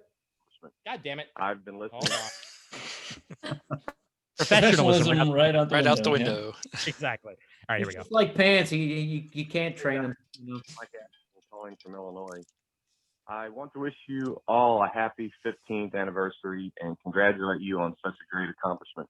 I've been listening for nearly half of that time, and it has given me and many, many others great joy to be part of it as listeners. I have to say, CGS as a show and you all personally have become a big part of my life. Even though I have not met all of you in person, I feel like I know you. Your voices are as recognizable to me as that of my own family. So thank you so much for all of the hours and hours of entertainment, education, fun, and especially the camaraderie. Happy holidays to all of you, and please continue to be safe and healthy. Take care. Well, thank you very much. Thank you. Thank you very much. Raise a glass to you on that one. I probably could have just reenacted that, Ian. I didn't even realize that that's kind of redundant for me to be on the, as an audience member and have the voicemail played. So I did that at like 6 o'clock this morning. So please excuse that. I was watching your video. I thought maybe you might lip sync to it. I was thinking the same. I'm going with time travel. Hey man, it's all good either way, and very, very happy to have you as a listener over the years. As Murd raises his, mine's in the other room. One of the best gifts I've ever gotten from a listener, my friend. Yep. Is, I happened to meet you in C2E2, pre-member of the CGS show back when it was still just comic timing, and you gave old keys from the jail to a bunch of Comic Geek Speak members, and also my co-host Brent and myself. And I'm very, very happy to have those as part of my collection. It sits right on a shelf to my right every day. My absolute pleasure. You guys are all honorary wardens, and I keep telling you, anytime you want to go to one of the prisons and act as one, you just give me a call. I have mine when I drive every day. I have it. That's my keys for my car. Oh wow, that's fantastic. That's a big key ring to have. Yeah. That's what everybody says to me. They're like, "What the hell is that for?" I said, "Don't worry about it." It's on a need to know basis, and you don't need to know. Yeah. Exactly. All right. I was I appreciate the sentiment, Michael. I was sort of reminiscing in the last couple of months, right? My whole personal interaction is all on social media because I don't actually see any human beings. And I realized that I would say probably 75% of the people that I'm friends with on Facebook are actually just CGS family people. And I realized, like, as much as some listeners think they know us because we're the ones with the big mouths, I also feel like I know so many listeners from having met them at conventions and here and friends on Facebook and all our conversations and stuff. And it's like, if a lot of you were removed from my life, it would be so much smaller because you are my network of human contact. And that's massively a big deal in a person's life, right? Absolutely. So it's pretty awesome. Absolutely. And I mean, I agree with that wholeheartedly. Oh, as somebody who started off as just a fan, I mean, you guys, I mean, my entire social network of friendships spanned out of this show from the beginning there. You know, like, I mean, some of my closest friends to this very day, who I talk to on a regular basis, are all, you know, from the CGS family, extended, actual members of the show or extended. And I cherish that. I really do. All right, we got another voicemail here from Mr. John Davis. So I'll go ahead and play that. Hey, geeks. This is John Davis, Match Kit John from the forums. Just calling to wish you guys a happy 15th, guess what, almost 15th and 3/4 now, but hey, happy 15th. Really been enjoying what you guys been doing with this show. Always amazed how you guys are still coming up with new top fives, which is always a fun show to listen to. So wishing you guys the best. Looking forward to the next 5 years as we have that 20th Super Show in 2025. And as always, long live the Shiznit. You guys take care. Stay safe. Bye. Long live the Shiznit, indeed. Is that convention center even still rentable? That we used to do the super shows at? No, that doesn't. It's like office building now or something. Yeah, I was gonna say, like, I honestly, I'm surprised they didn't tear the place down, considering how much it was a fucking empty building to begin with. I still remember when Art and Franco showed up to do the show. They were convinced they were being abducted and held captive in an abandoned warehouse somewhere. And no, D buyers, we're not going to do a top five episodes. That would be a little bit too meta. I don't know. I think we have to do it Yeah, now. I'm not precluding it at some point. Yeah. Damn it. Well, all right, fine. I'll go fishing through the archives and I'll find and we'll bring it together. But I wanted to mention, I might as well announce it on this show just to spoil it ever so slightly. One of the next top fives we're working on that's going to take a little bit of work because it's a pretty big one is top 5 what ifs or else worlds. And that'll be coming to you shortly. Not that shortly, but eventually. I think there should be 2 more top 5s. I think one, just to either make fun of me or satisfy my egos, there should be a top 5 Deemer rants. I'm sure. But also there should be the top 5 Brian and Jamie arguments. Because I'm sure that would be awesome. I'm sure there's some doozies in the archive, man. If I could get a volunteer from the audience to help me out with putting that together, I will 100% put that on. Truthfully, I've been thinking about that DMZ rant a lot lately, which I at the time I thought was kind of ridiculous, but just everything that's been going on the last couple of weeks, I was like, if you think about that series, it could actually happen. Yeah. And that rant that you guys went on seems more legitimate now than it did back when it was occurring. Yep. That argument's epic. Yep. All right. I got one more here. It doesn't have a name attached to it, but we'll figure out who it is. 15 years. That's a long time to do anything, really. 15. I think I did the whole war in 3 or 4, From getting the juice into arm to punching Hitler in the face. That was maybe 3 years, 4. Blew up. All that in 4 years. I'm not even sure I've been out of the ice for 15 years. Hard to remember. Time seems to shift around, I feel like I got to be around for the 60s and the 70s, but they tell me I wasn't. It's a shame. I think I would have liked those. I wish it's been lately. I've been thinking of going back. Back in the ice, I mean. Come out at a better time. Maybe the 2060s. 2060s. That sounds good. That sounds like a swinging time. 2060. Peggy, Sharon, Peggy, my lady friend there, catches me sometimes when I go to the refrigerator in the evening, to freshen up another, and she'll find me just standing there freezer door open, looking at the ice bucket. Thank you. It looks good. It looks peaceful in there. Sometimes I sit and clink the ice at the bottom of the glass, and I think 2060. Maybe 2060.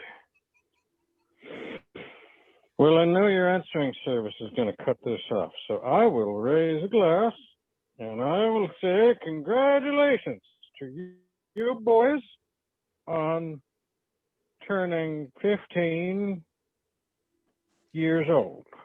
15 years old. It's a good age. It's a little old to be reading the fun days and talking about it on the radio, to be honest. But I hope you get extra credit at school for the radio club. That looks good on a college application. You should learn to repair radios, like a trade. It's good to have a trade. It's an honest thing. Work with your hands. Transistors, right? It's a word of the future. Transistors. 2060. I don't know if this is still on.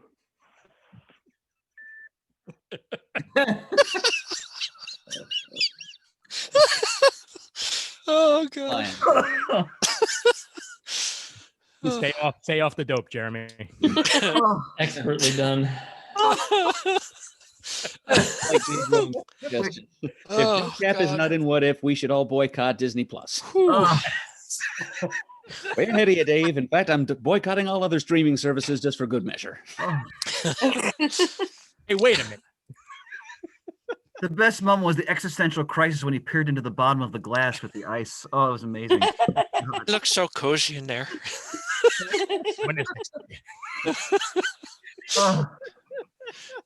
She just finds me staring at the ice. Oh my god! My favorite was Sharon Peggy. Peggy. My lady friend. I was thinking about when he was talking about Namor shitting white shit like a pigeon when they were captured in World War II. Oh God. Amazing. Oh boy. All right. I think it's about time for us to open up to listener questions. Hey, before we do that, can I tell a story? I probably have told this story before, but it's who the hell knows what episode it would be in. But since Shauna's here, we worked together. I don't know if anybody remembers, but Shauna worked at Golden Eagle with Jamie and I for a period of time. And a lot of nights, much to her disappointment, it was just Shauna and I working at the store together. What? That's not true. Shut up, Beaver. Yeah, trying to pretend be nice now. You've never been nice in your life. You're going to be nice now? Come on. Oh, kiss my ass. You know it. So anyway, I think it was Christmas of 1993. Lem decided to take everyone to to Atlantic City to go see the Smothers Brothers. Wow. And opening Alan King. Alan King opened for the Smothers Brothers, and my God, that was amazing because he was so hilarious. Anyway, so we got there a little early or whatever, and I was only 19, so I was technically not allowed to go into the casino. I thought you were 20. I think it was like right before you turned 21. Maybe. I don't remember. I thought it was before I went to Mexico, but maybe it was after. I don't remember. Anyway, it doesn't matter. I wasn't 21.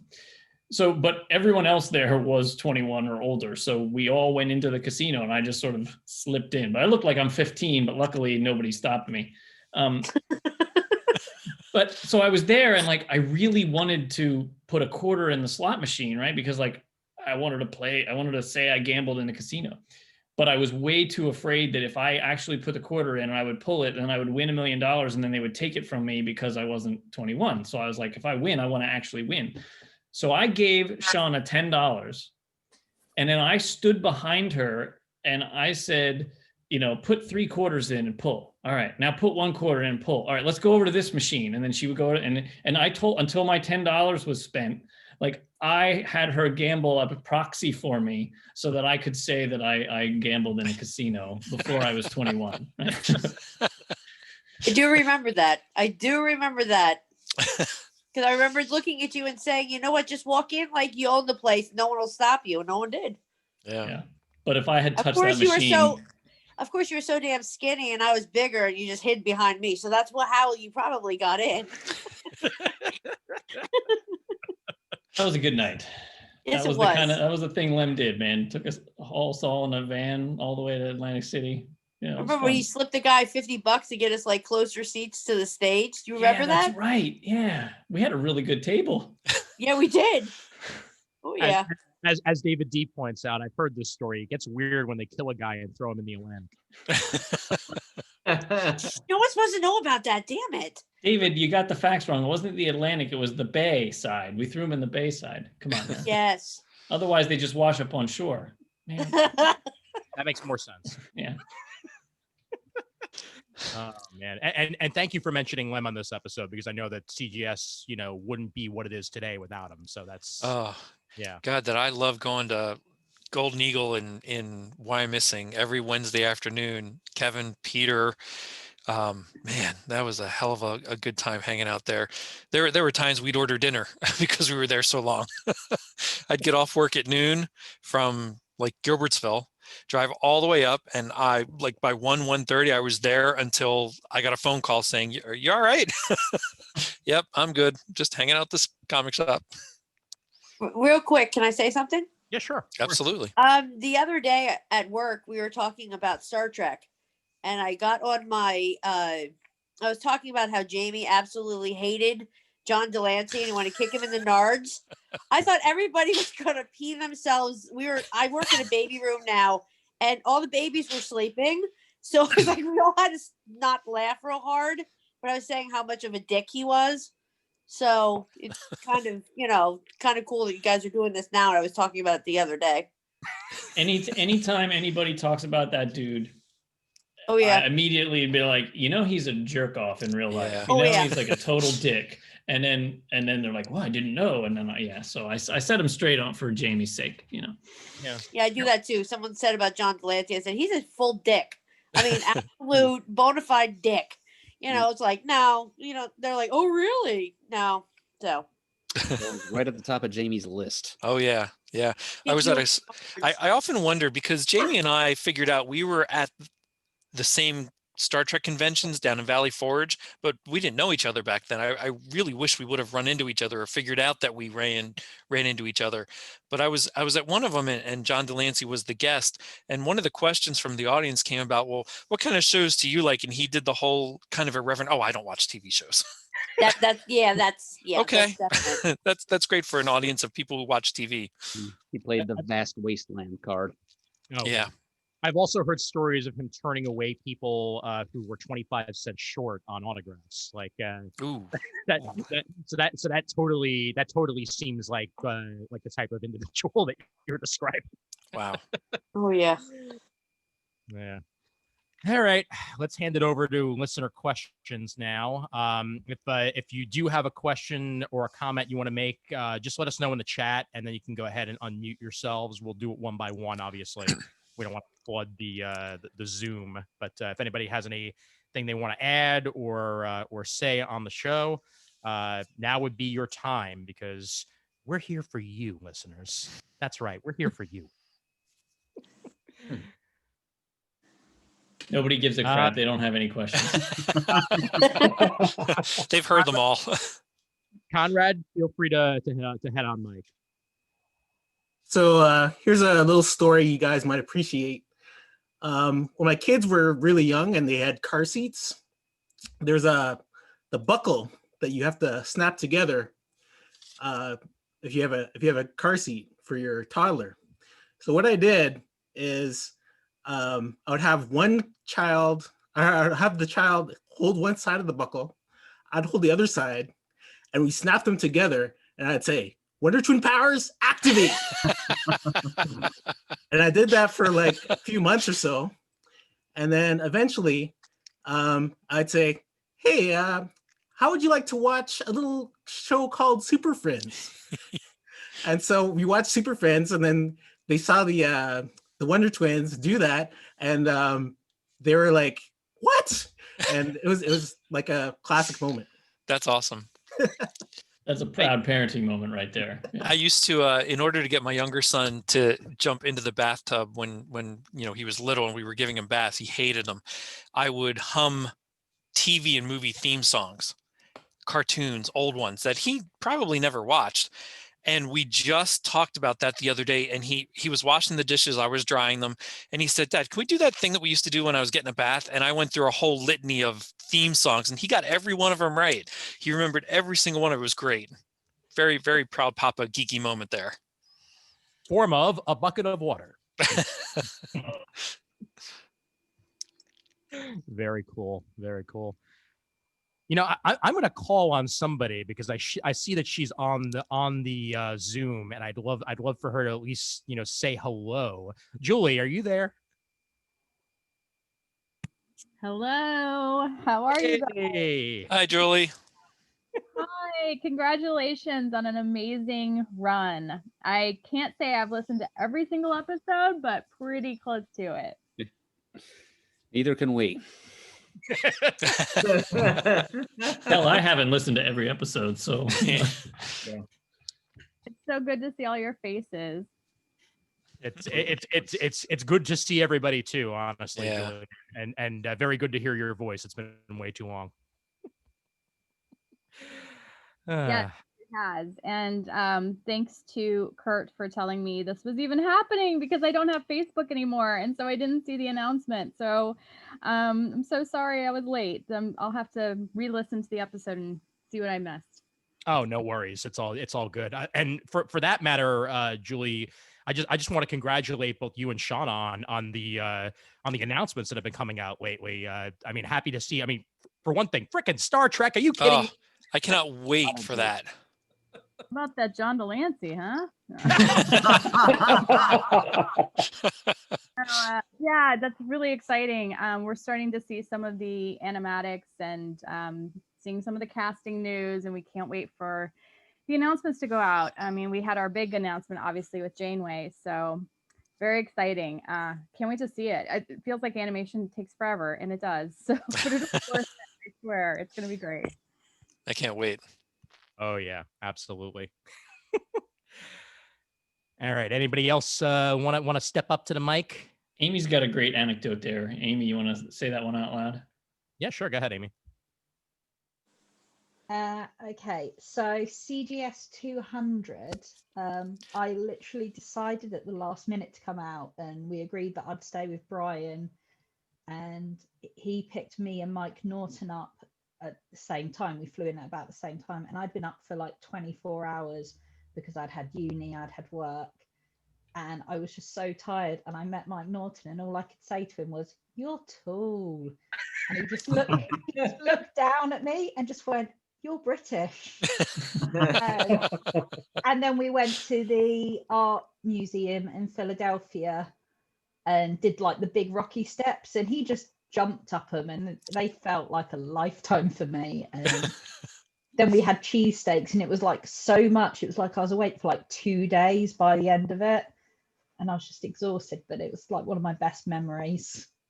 Yeah, I took you guys to Jim's on South Street, and we got cheesesteaks. Nice. Yeah, I remember on the way to Reading from the airport, we got stuck in typical Schuylkill Expressway traffic, and if you're from Philly at all, the Schuylkill is a dreaded road. And Norton thought that was hilarious because I was just like cursing at my wheel and yelling, "Freaking Schuylkill," and he we're so used to hearing the word Schuylkill that it doesn't sound funny to us, but to someone who's never heard that word before, and I'm just shouting it at my car, it's a little disconcerting and sounds peculiar. So he just got such a kick out of it that word. I think he'd still tell that story if he was here. I remember being his handler for one of the shows, and we stopped off at Sheets, and as I'm getting gas, he was actually able to order food from the gas tanks. They had the touch screens there, and he was fascinated by the fact that you could do that, then walk in and get your food. I just love that it's called Sheets to this very day. because I have a dirty mind. Dave's got a Deemer rant. If you want to share that, Dave. So anyone who's listened to the show will know that Brian is a consummate traveler of the world, loves nothing more than traveling. But the one crime that is unforgivable in Deemerland is being a tourist. And I will always remember the trip we took to get the Abbey Road photograph of you guys on the zebra crossing. Not because we were all kind of taking our lives in our hands, but because Brian was so angry at doing something touristy and just wanted it done in 5 seconds. It was like, if we get run over or not, I don't care. I just want it done because I want to go back and just be able to do my own thing in London. So I very much appreciated all the way there on the tube. I can remember, I think we went from Westminster to Abbey Road on the tube, and there was a full rant the whole way. And I don't think it comes through in the picture, so every time the picture comes up is this great scene of all of you guys taking that the journey across the zebra crossing, and all I can hear is Deemer's muttering the whole way about it's fucking stupid. I don't want to. What's great is that it all worked out in the end. I was so irritated by the whole thing that when it was finally time to cross the road, I jammed my hands in my pockets because I just wanted to be like as small as possible so that I'd be invisible from the peering eyes of the locals who hate every tourist who does that. And I didn't even remember that John Lennon had his hands in his pockets in the photo. So it was because of my rage that I made the photo slightly more accurate, purely by happenstance, but it paid off, Oh my God. And what's great is I just kept walking. Like I crossed the street and just kept going. Straight back to the tube station. I just had to get the hell away from there. We had one take Deemer. That was it. Dave was the real hero, though. He's standing in the middle, literally in the middle of the road for like 10 minutes waiting for the traffic to go. It was, yeah. I thought he was going to get hit by the trash truck that was coming right at us. Yeah. Outstanding. And I want to thank Dave for being my ride for an entire Comic Geek Speak weekend, essentially, as he ushered around me and Raph and managed to survive us talking his ear off for an entire weekend. So I'll never forget that. Any introversion that I had was blasted away by a full 3-day weekend of the Raph and Ian show and Shady Maple visits. That was me done. Oh my God, I miss Shady Maple so much. I miss it so much. Yeah, I missed it on my birthday this year. My son's birthday. Yeah, ooh, that's a tough one. A minute, is that the place Adam took me to where I ate some repulsive, disgusting thing Must that be I can't taste to this day? What was it called? It was Probably something- Scrapple. It would always have to be Scrapple. Yeah, I don't eat Scrapple. Still taste it to this day. It is so repulsive. I love it all, but that was the worst thing I've ever had. The definitive gustatory Pennsylvania Dutch experience, though, Julie. Your trip wouldn't have been complete without it. Yeah, got to try it once, but after that, you never have to try it again. I like it. I don't even understand why I like it. I don't either. I've made it 46 years and never eaten it. So, yeah. Be grateful. with you. God, my dad loved Scrapple. Oh. Hey, I see Left Coast Love on the call, and he hasn't said anything yet. So Sean, come off mic and say a few words.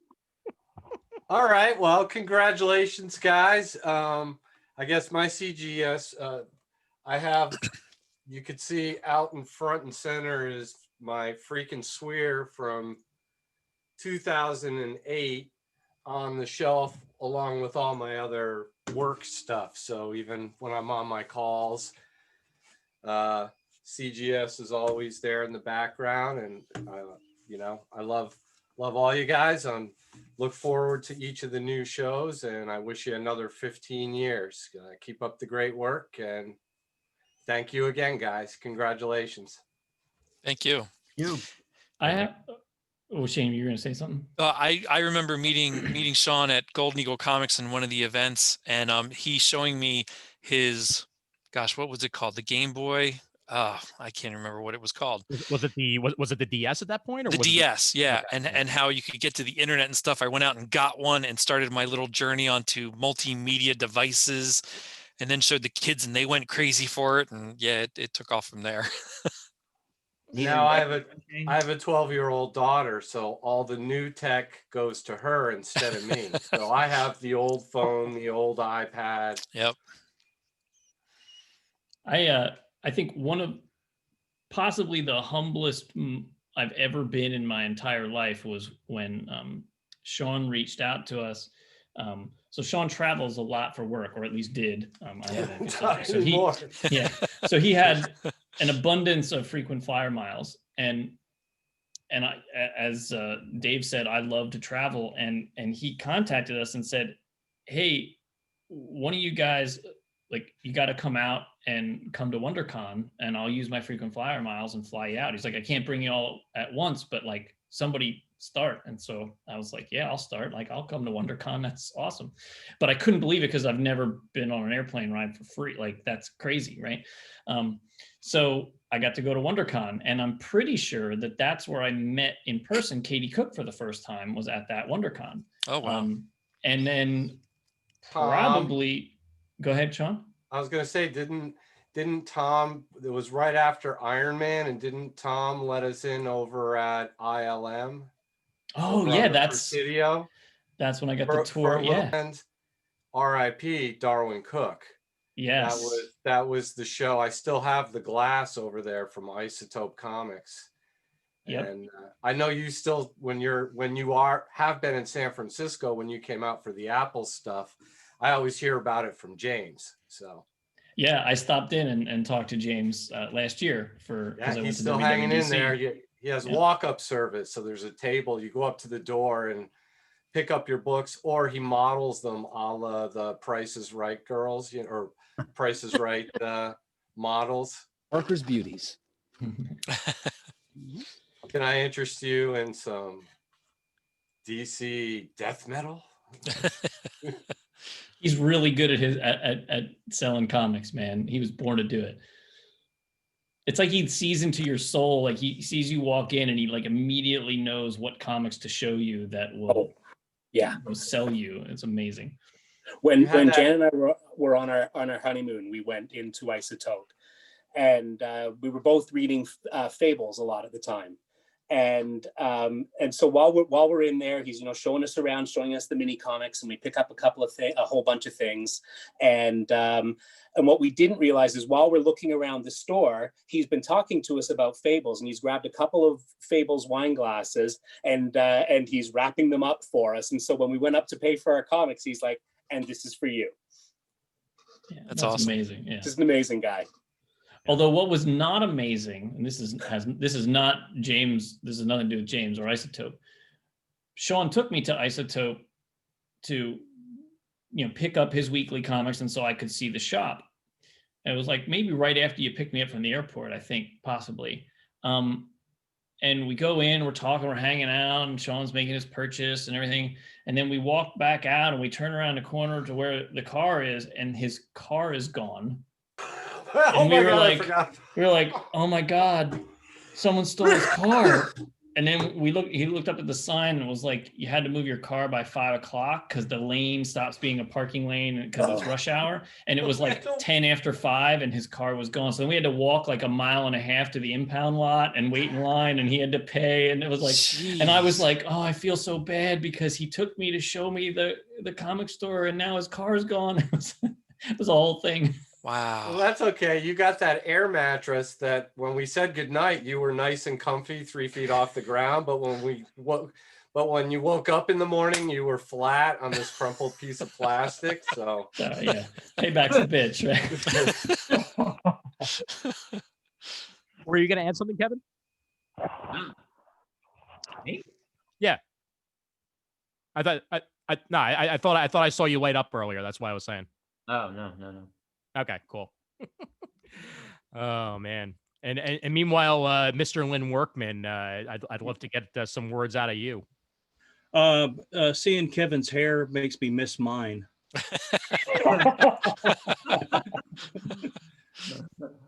And go Yankees! Hey, yeah, that's free. And all right, thank you, brother.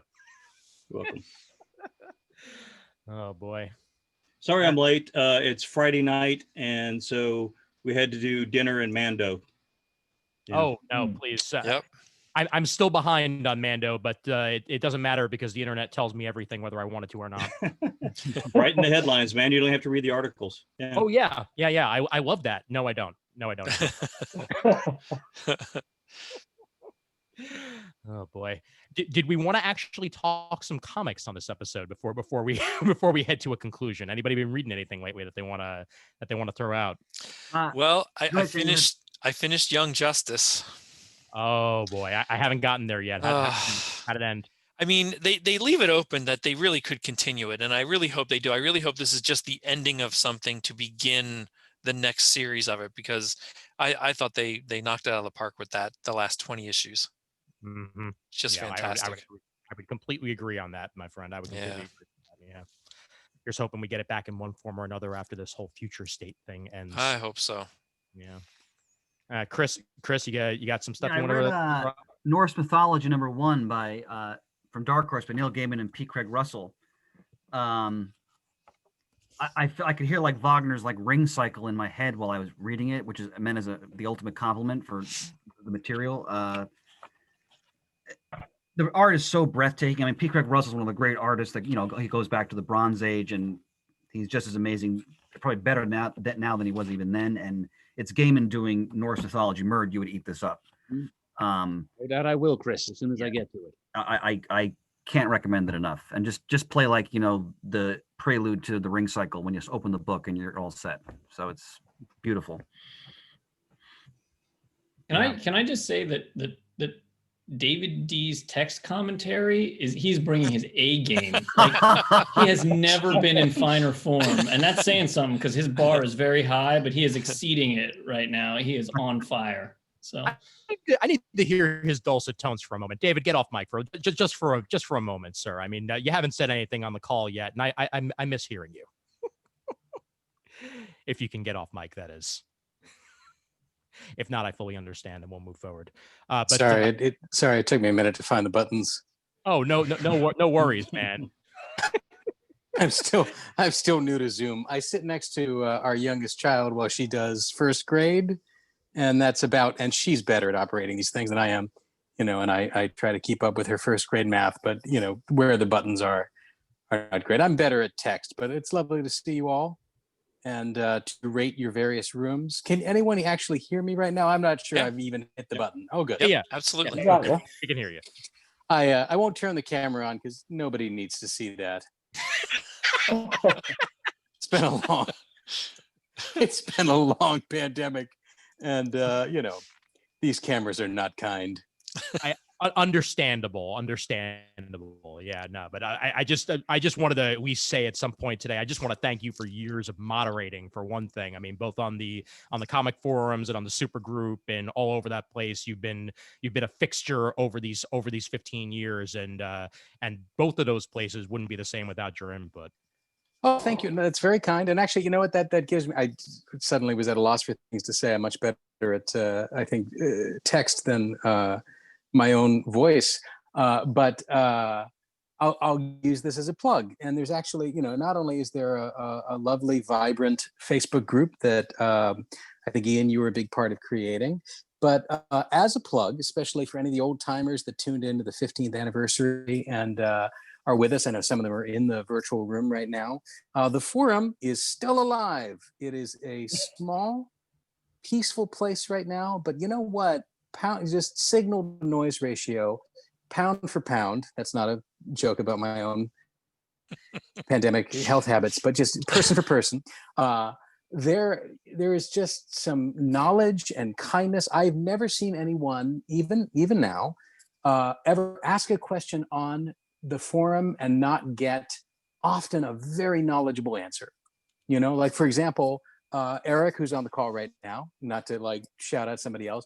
is a good example of someone will just ask, someone who maybe we've never even met will ask a question and will get this incredibly skillful, thorough answer to it, and without condescension. And yeah, it's a really friend. So anyway, if anybody out there in the 15th, God help us, 15th anniversary is feeling nostalgic for a very kind of a throwback form of comic talk to go along with listening to the show, go visit the forum again. It's still there, and it's a it's a drama-free these days, friendly, knowledgeable, chill place that especially because we know there's also people out there that are burnt out on Facebook or don't have Facebook. You can, if you want a little bit of that old-timey vibe, come see us there. We're still there. I think that's because the forum has been changed so many times that only the real diehard people follow it.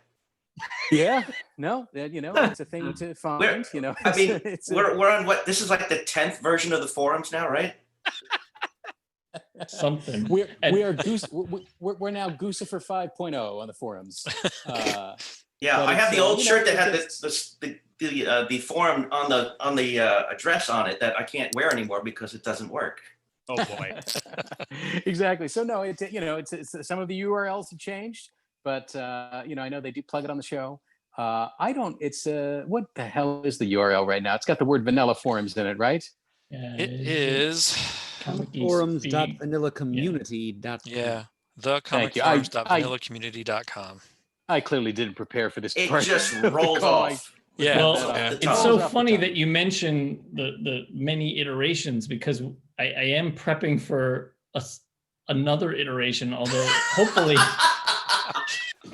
it will be minor. So oh god, this is a slightly bigger topic, but our budget is very restrictive right now. We have like no sponsors ever, and we have a few people who kindly give us a few dollars a month, but that doesn't pay the bills. So CGS is kind of broke right now, which we need to talk about.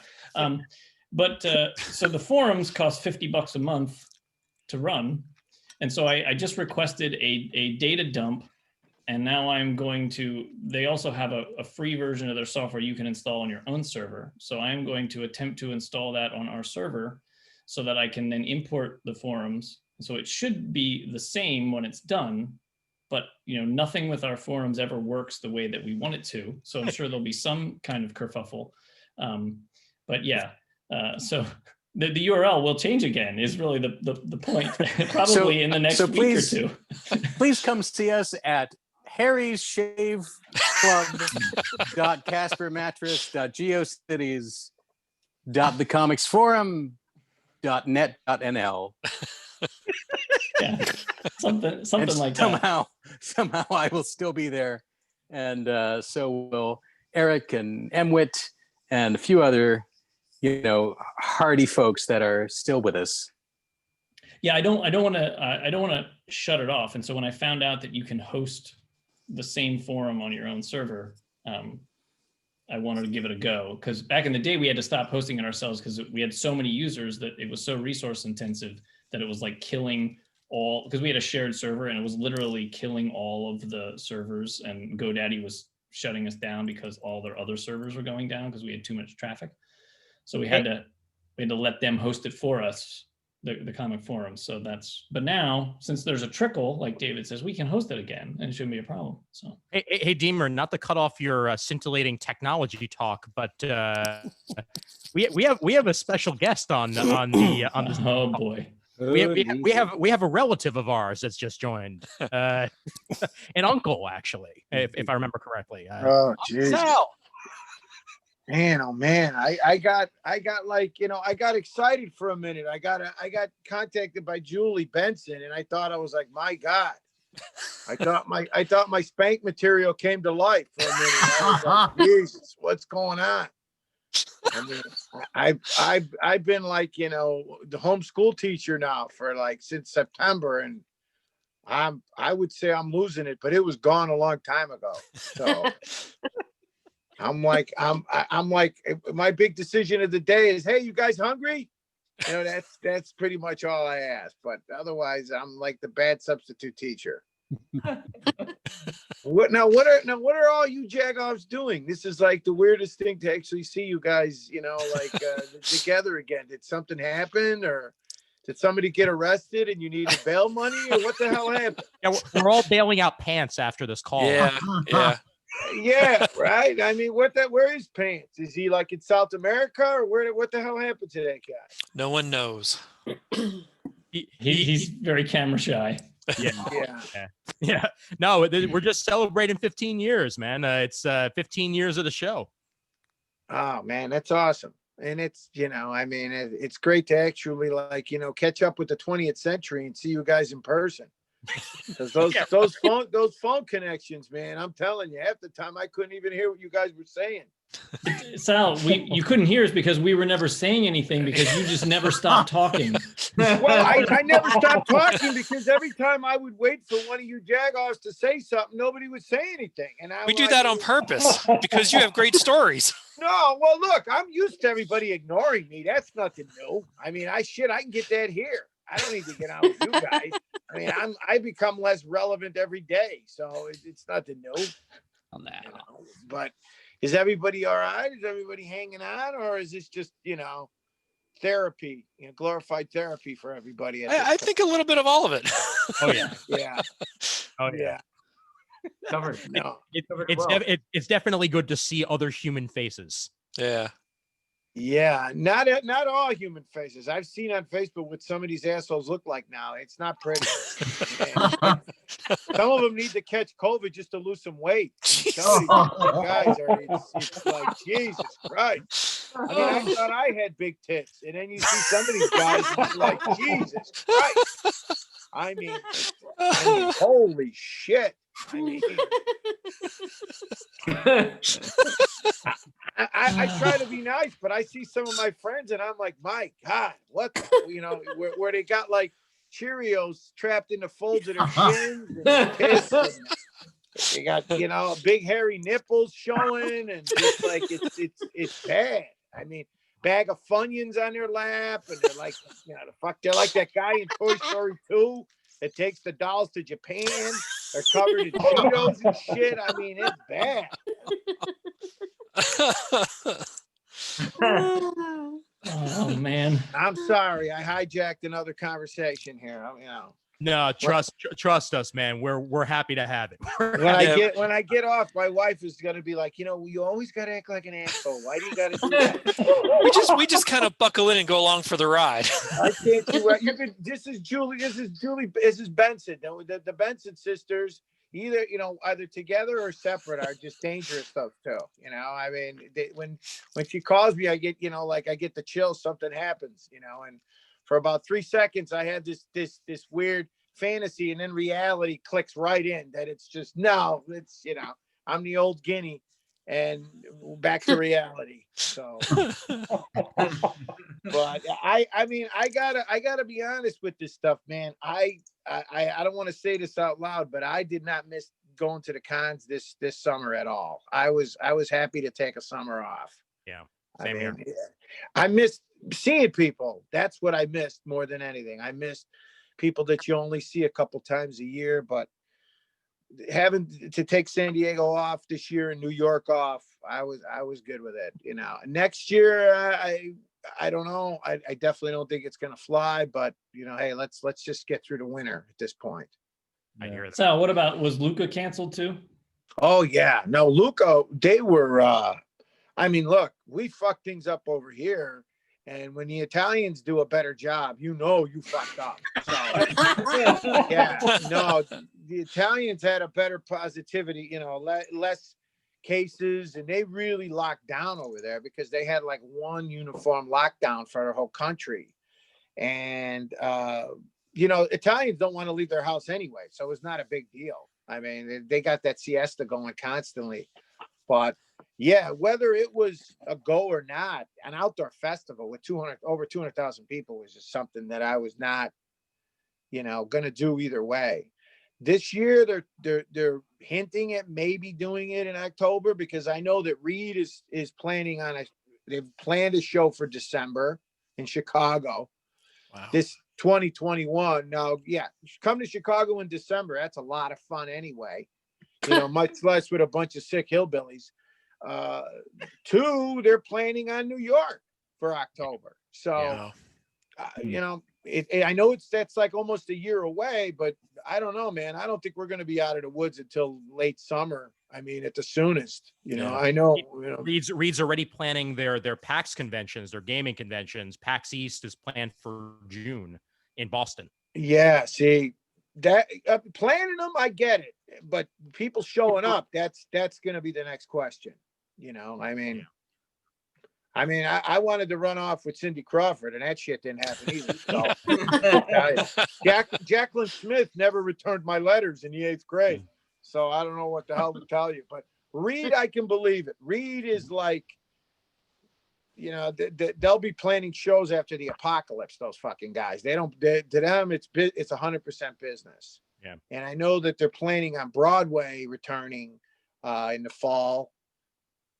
But we'll see. You know, I mean, we'll see. You know, I'm trying to get out of December, so I'm not worried. I'm not worried about the fall. I hear you. I hear you. Yeah. I'm like Tom Hanks on that raft, you know, where I'm just letting the fucking logs go one each day. Where I'm like, I gave up on getting, you know, found by any kind of boat or anything. And when I get home, I'll find out my wife ran off with the guy from fucking Law and Order. So what difference does it make? You know? Hey, Sal, while we have you, it was a nice surprise to see your name in Marvel previews this last month. Yeah, you know, that was kind of, you know, when you're Yoko Ono, you know, for Alex Ross, they kind of throw you that once in a while, I guess. But no, Alex asked me to contribute, and I was like, what was I going to say? No, I mean, it was like, do you want to fight Apollo Creed? I was like, yeah, sure. Let me get my ass kicked. But no, it was, you know, a short story about the Thing. And he wanted me to do, I said, look, as long as they know what my stuff looks like, I'll give you, you know, and it turned out really, really well. He wrote the story and he kind of laid it out and we talked about it, and Marvel went for it. Like they're going to say no to Alex, you know. And it worked out, you know. So it's nice. I mean, it kills me. I told him, I said, look, my first work at Marvel in forever, and I got a fucking Liefeld recreation on the cover. So I wasn't thrilled about that, but I'll take it. You know, you win some, you lose some. Well, you know, like I said, I mean, when Alex asked to participate, and it's something that was near and dear to his heart, I wasn't going to say no. Sure. So, yeah, I mean, absolutely. Yeah. Hey, speaking of waiting for love letters to be returned after all these years, I'm still waiting for that Alex Ross interview. I don't know, like it just seems to never happen. Well, you know, you guys are like fucking Duran Duran when they go on tour. You're only the show. I don't know when the show is on anymore. Nobody contacts me anymore. I'm like the broad that gave you herpes. I don't get a phone call anymore till the scabs heal. And nobody knows where I am, so I could get him on. I mean, you know, he's one of those, especially now during COVID. He's got a lot of time on his hands, and he's doing interviews. So you just got to contact me, and we'll set it up. You know, just don't tell him you know me, and don't mention all the shit I'd say about him. Because, just tell him we want to do an episode where we don't. I don't think we want to interview him. I think we just want to talk comics with him. I think he'd probably have more fun. Yeah, I think you'll be. I mean, him and Sienkiewicz are like the two best guys I've to talk to where you really want to do deep dives in comics and characters and composition, and you know, you'll get. I mean, those are the types of guys. If you start talking characters or you know, specifics, I mean, that's their thing, man. Alex is like, you know, he's got a PhD in that crazy shit. So, I mean, you won't be disappointed. Absolutely. So what are you doing with yourself now? How's the family? They're good. They're good. My girls are 14 and 12, if you can believe that. And wow, my 14-year-old finished her first novel this year. Like, it's crazy. Yeah. Finished her first novel, like writing it or reading? Yeah, writing it. Reading it. Right. My God, I just learned how to use a calculator, and your daughter's writing shit, and you know. Yeah. I'm just trying to keep my son out of jail. I don't set the bar real high, you know. He makes a sandwich for himself, and I'm happy. You know, I'm like, wow. I know what you mean. Yeah, my son is real good at like I catch him in the middle of the night going down to eat at like 3 a.m.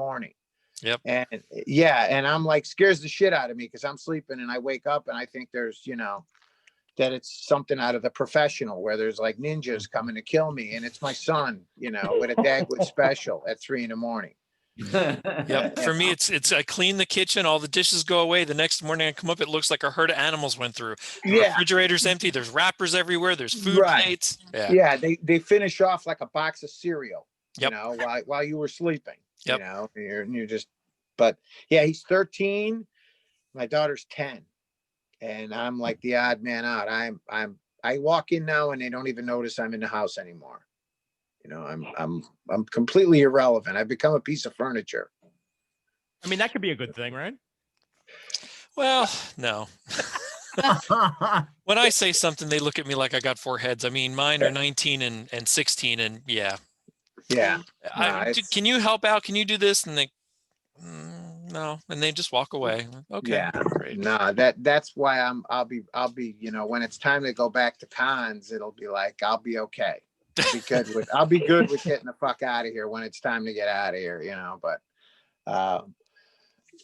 my daughter loves being home. My son's going a little crazy. He misses hanging out with his friends and, talking shit about me and doing whatever. You know what you do when you're 13.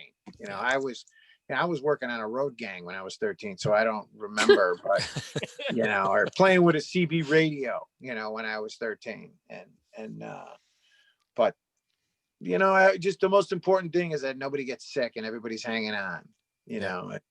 Everybody healthy? Anybody get sick? Everybody all right? Or we're all All good. So far, so good. Everybody's wearing masks and doing that, or do we got Yep, any of of course. the UFO crowd where we believe in Martians and all that shit?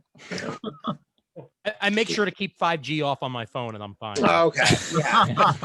'Cause here in Illinois, in Chicago, 2 + 2 is 4. But when you leave the city limits and you get into the outskirts of Illinois, then it quickly turns into, you need a banjo. So you got to be careful. Yeah. Yeah. You're like you're living in huts, and it's that, it's a little fucked up when you get outside of Chicago. So Same thing here. You go like 8 miles outside of Philadelphia and then all hell breaks loose. yeah, it gets scary really fast. The lines are drawn really, you get outside the Chicago, not that Chicago was any day at the beach, because, when we had all the looting and the rioting and everything else, I mean, being in Chicago was like fucking Soylent Green. It was terrible, when we had all the looting and the bullshit. It was crazy. But now that all the election shit is over, it's like, yeah, I'm looking forward to things going back to just calm, man, just normal, just being able to read back issues of Devil Dinosaur and nobody fuck with me is all I want. I don't set the bar real high.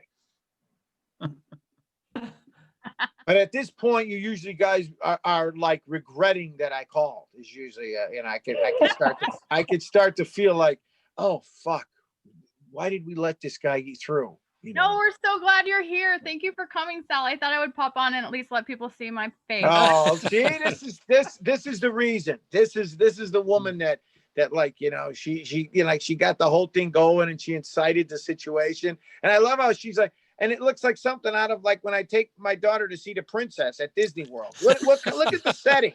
She's got the balanced photos. Everything's perfect. The composition. She's got the headboard and look at the lighting. She looks like something out of fucking Barry Lyndon from Stanley Kubrick. And look at that fucking shot she's got right there. She hired a professional cinematographer.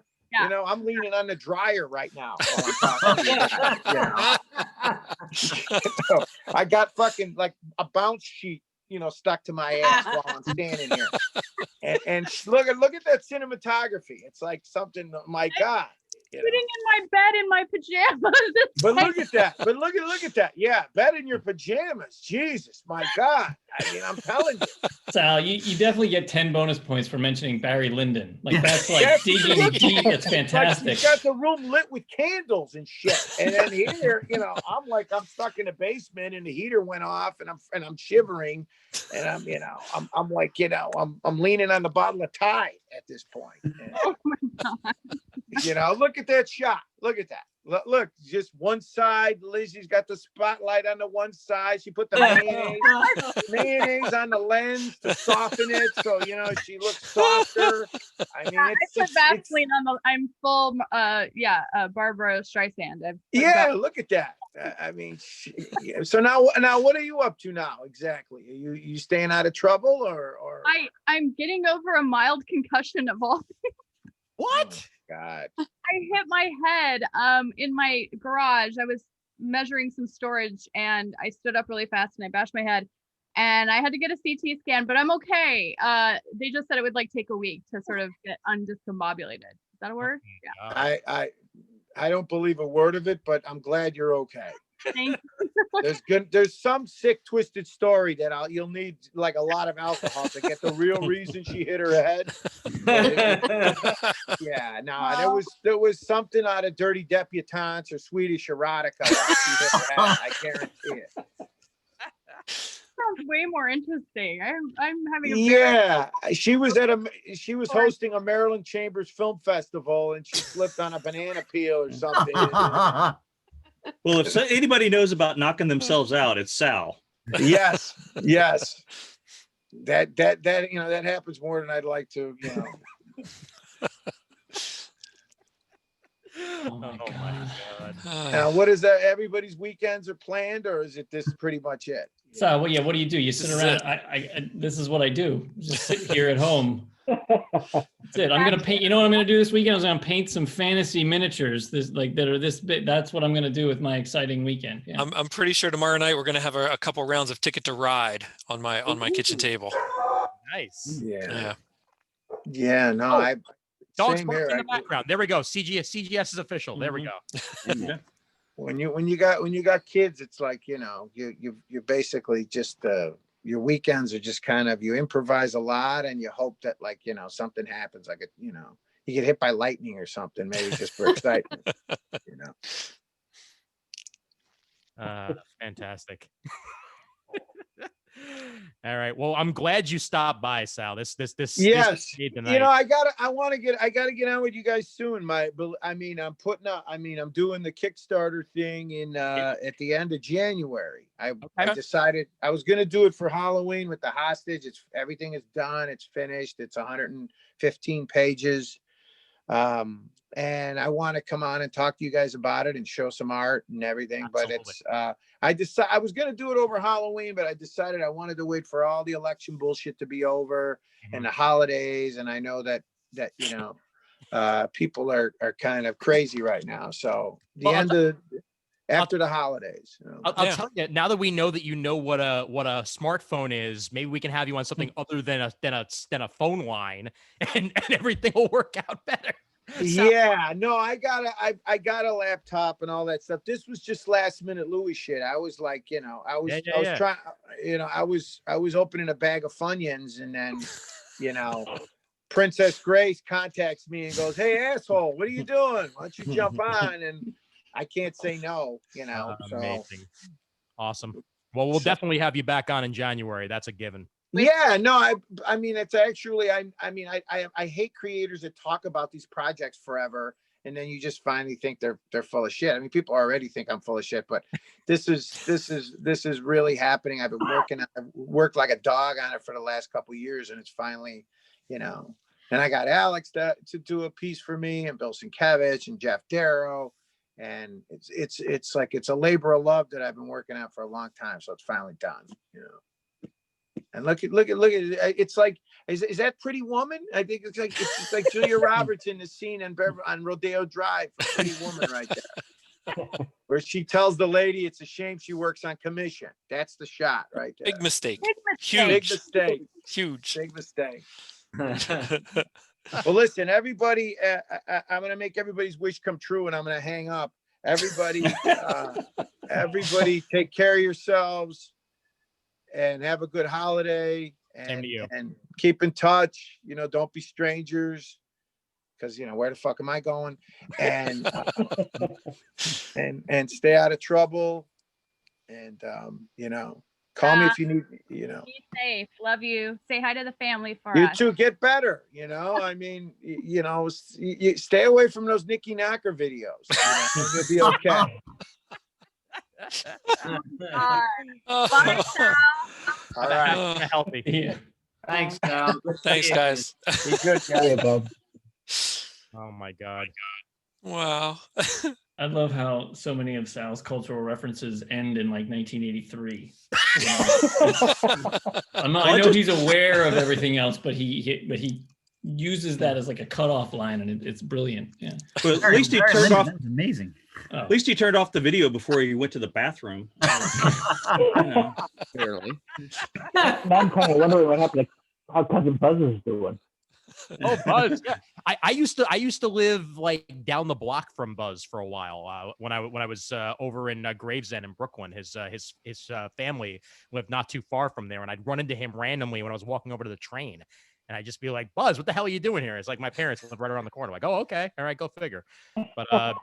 But last I heard from him, he was hanging in there like everybody else, but he's doing all right. That's what I saw on Facebook too, and sent him a couple messages, hanging in there like everybody else. Yep, exactly. And he's got a new kitty cat that's absolutely adorable. Yeah. Yep. All right, I have a couple of comics that I'd like to share with you gentlemen, if you don't mind. Please. Sure. All right. So Murd and I know we mentioned on previews that we wanted to check out the Union, the 5-issue miniseries written by Paul Grist with art by Andrea DeVito. First issue came out, and I really hope the rest of it is better. It kind of felt like half an issue. There was very little going on. The premise was set. It's essentially a reality show to find out who's going to be essentially Britain's next superheroes. Kind of reminds me of The Order in one way. Yes, I know. No, Dave, definitely you're going to be a part of that. That we're gonna set you up for that. It'll be great. You'll be known as the Beard. It'll be great.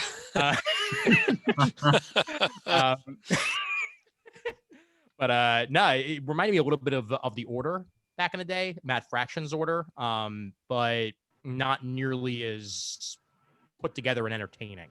I'm hoping that the rest of the miniseries fleshes the concept out a little bit more, and we get a little bit more backstory for a bunch of the characters, but not the best start, unfortunately. So we'll see how the rest of it goes. But I did check out the first 2 issues of the new X Factor series written by Leah Williams with art by David Baldion. And like I said earlier in the episode, this is one of my new favorite series. The premise is simple. Right now, X-Men, when they die, they can get resurrected. And it's X Factor's job to track down the dead to ensure they've actually died so that they can be properly resurrected. And it's a very unique concept for an X Factor team, but it works really well with the characters that they've gathered.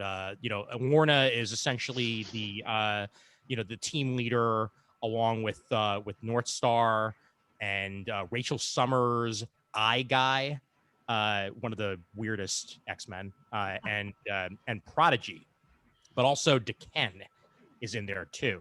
And this unique cast of characters just makes the book really, really fun. And I'm looking forward to seeing where this is going to go and the weird investigations they have to run to find out if the X-Men that they're tracking down are actually dead so that they can then be resurrected. So go figure. So there we go. I've actually been reading comics. I have that on my my Marvel app to read. Yeah, you're going to love it. It's really, really good. Yep. Merge, you been reading anything? Not really, Ian. The last comic I read was, ironically enough, given the muddle we had tonight, Stormbreaker: The Saga of Beta Ray Bill. Good timing. Michael Avon Oeming and art by Andrea DeVito looked very pretty. Writing was pretty lackluster, I have to say. Yeah, well, Kevin, you been reading anything? I think a little more current than Adam, but I'm You'd have to work at not started being. reading The Immortal Hulk. Good. Which the Hulk is always one of those characters that, it's kind of hit or miss depending what's going on. And I've been hearing a lot about it, and I thought I'd check it out. And it's a very enjoyable book. I really, really enjoy it. Al Ewing just does a bang up job. So I'm enjoying that. Well, if you feel like discussing it in further detail, we're going to be doing the first 2 volumes as our book of the month sometime shortly. Well, swell. Your timing is exceptional. Impeccable. Awesome. I'd be more than happy to join. Yeah, that's awesome. Terrific. Yeah, right on. Definitely. And Shane, what about you?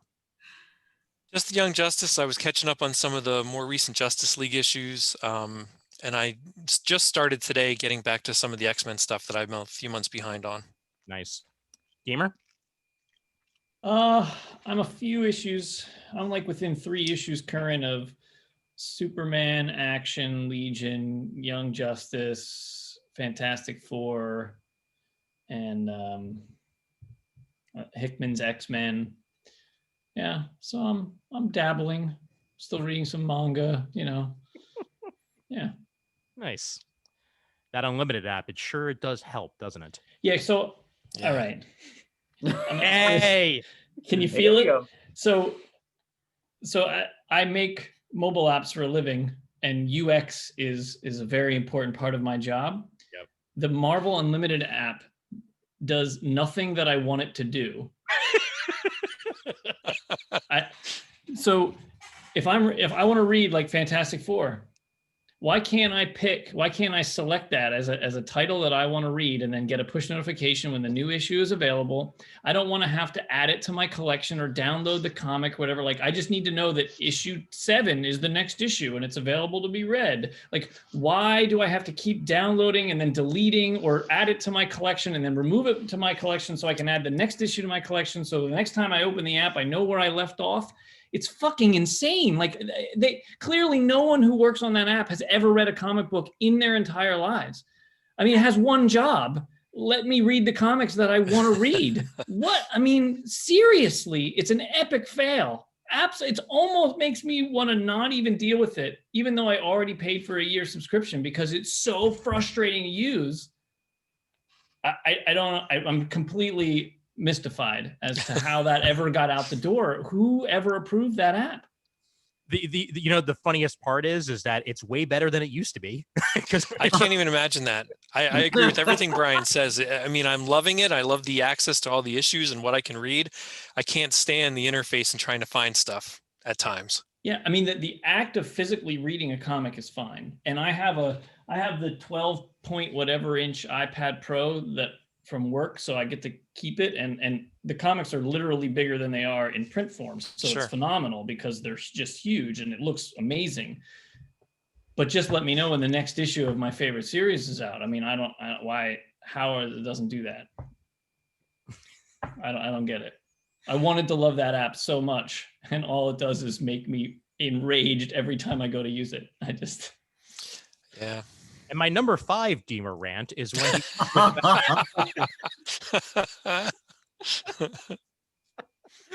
outstanding. Yeah. No, I completely agree with you that entire interface needs a better everything, but at least the comic reader itself works pretty decent. Like that much I'll give them. It's not as smooth as Comixology's reader, but it's like one step below. It's gotten a lot better. All right. This has been super, super fun. Have we, quote unquote, shot our bolt?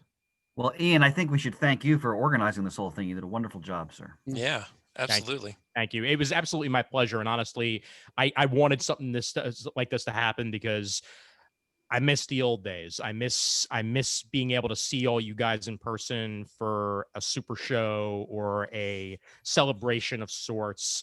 And any way I can bring us together one way or another, it's going to happen. And we're going to try to do this more often, I think, because I think this was a rousing success. I think this worked great. Absolutely. And I think we should also point out how much Ian has done for the show in the past couple of years. Thank you. Without Ian, it'd be very hard to do the show right now. Yeah. So his role has been invaluable with all the technical problems and we can't get in the studio because the pandemic and everything else. So I salute you, my friend. Thank you. Done.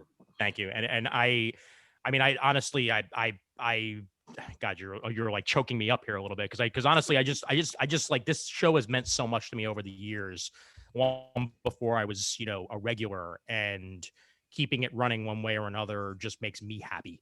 So that's why I'm glad to see it running that way. Deemer, you were one of the first people that I had on my first ever podcast that 3 people listened to out of my freaking college studio. I remember calling you on a phone in a college radio station that had a listenership of 2, just to get that one going. And it's been a great ride. And 15 more, guys, 15 more. Now, so if we can just either get some sponsors or like start a Patreon, because seriously, like we have like $17 in the CGS account. Wow. Like it couldn't ring through the forums this month, so I had to put it on my credit card because we could. Well, it's like we're totally. So we have to come up with a plan. Like the deal, right? Here's the thing: is like our total monthly expenditures are only need to be like $200, right? So if we just had 200 people give us $1 a month, it'd be no problem, right?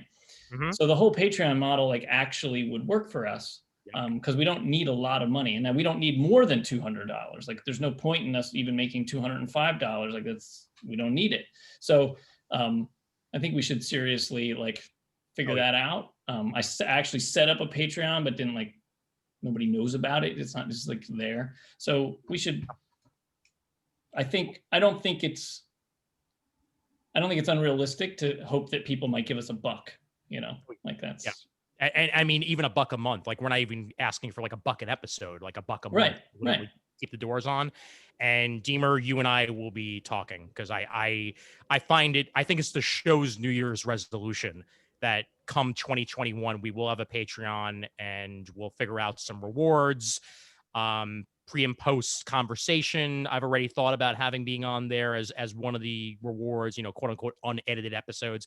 They're still going to be slightly edited. I don't even know, to be honest, I don't even know if you need rewards. I think it's just like, you spend $1 and it helps the show pay the bills. Like, if it was $20 a month, then you would need rewards, but good point. $1, I mean, you do, every Patreon I've ever been to has $1, like just buy me a coffee or whatever, and then you don't get anything for it, right? It's like, well, you get the show for $1, so I don't need any extra rewards. So.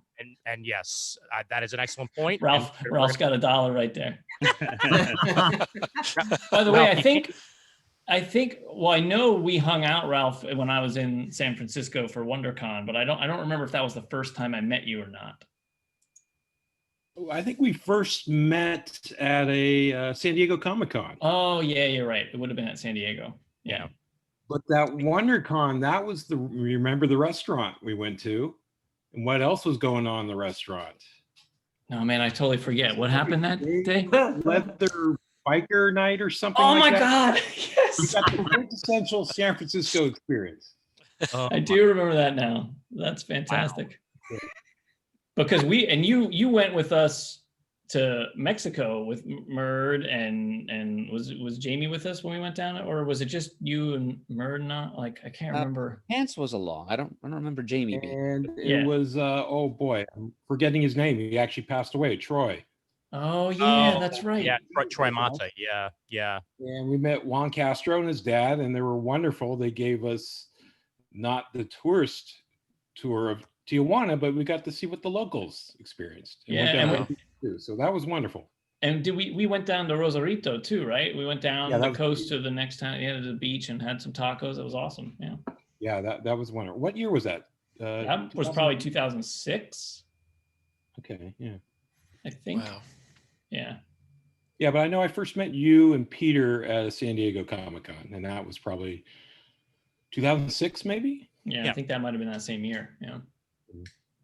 I'm trying to remember because I was there, I think 2007 and 2009, and I was at dinner with you, Ralph. I remember that. I think. Yeah, we had some of the organizing some of those dinners, which were challenging because we had to find a gluten-free restaurant at that time for Oh my God. Del Mayo. Yeah. Those are some challenges, but we had some great turnouts for those. And I remember we had Pants host one of them. Yep. And that's the first time I got to meet Pants. And I'm like, the what's tilted it kilt. gonna be like? Is it gonna be, a complete nerd, or how's this going to work? And it turns out he was fantastic. He was very sociable. So yeah, lots of great times. I always mention it, CGS 300. We came out to visit you guys out in Pennsylvania. Yeah. And that's after 24 San Diego Comic Cons in a row, various Wonder Cons and other cons. Still my favorite comic convention was CGS 300. That was fantastic. Oh, wow. So, a That's lot awesome. of great memories. We're still posting photos from that meetup every few years and trying to guess everybody in the crowd. For me, lots of great memories just coming out, visiting Pennsylvania, getting lost, and suddenly driving past Murdo's Christmas barn. And people are like, yeah, you were lost. You went quite a ways out. But just some of the memories, meeting Lem, is Lem or Len? Lem. Lem, and some of the comics I bought there. Yeah, those were special memories. So yeah, I want to thank you guys for giving me those memories.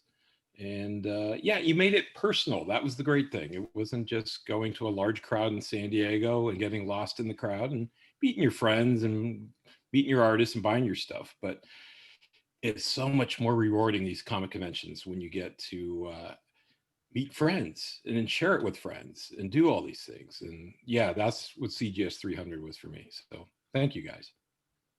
Thank you. Thank you. I have always loved that this show from day one was the same as if we were hanging out in the basement of my house, in Kevin's house, where Brian's, wherever we were, playing trivia, just talking. This is what it was like. Nothing has changed. I mean, yeah, we talk about certain formats and do certain things, but it's no different than us hanging around when we get together. If you weren't wearing a headset, then. Yeah, well, yeah. At least Shane's not throwing the headset. That's true. That's true. Yeah. Busy destroying his DDS. No. I still remember being in your old basement, Deemer, for I think the first Super Show, and Tasha made that cake. Oh yeah. That was an experience, and that cake was delightful. She does make very good cake. Yeah. Thank you for letting me crash. I have to eat dinner. Congratulations. I love you all. I will be joining the Patreon as soon as you get that link up. So hope you do these again.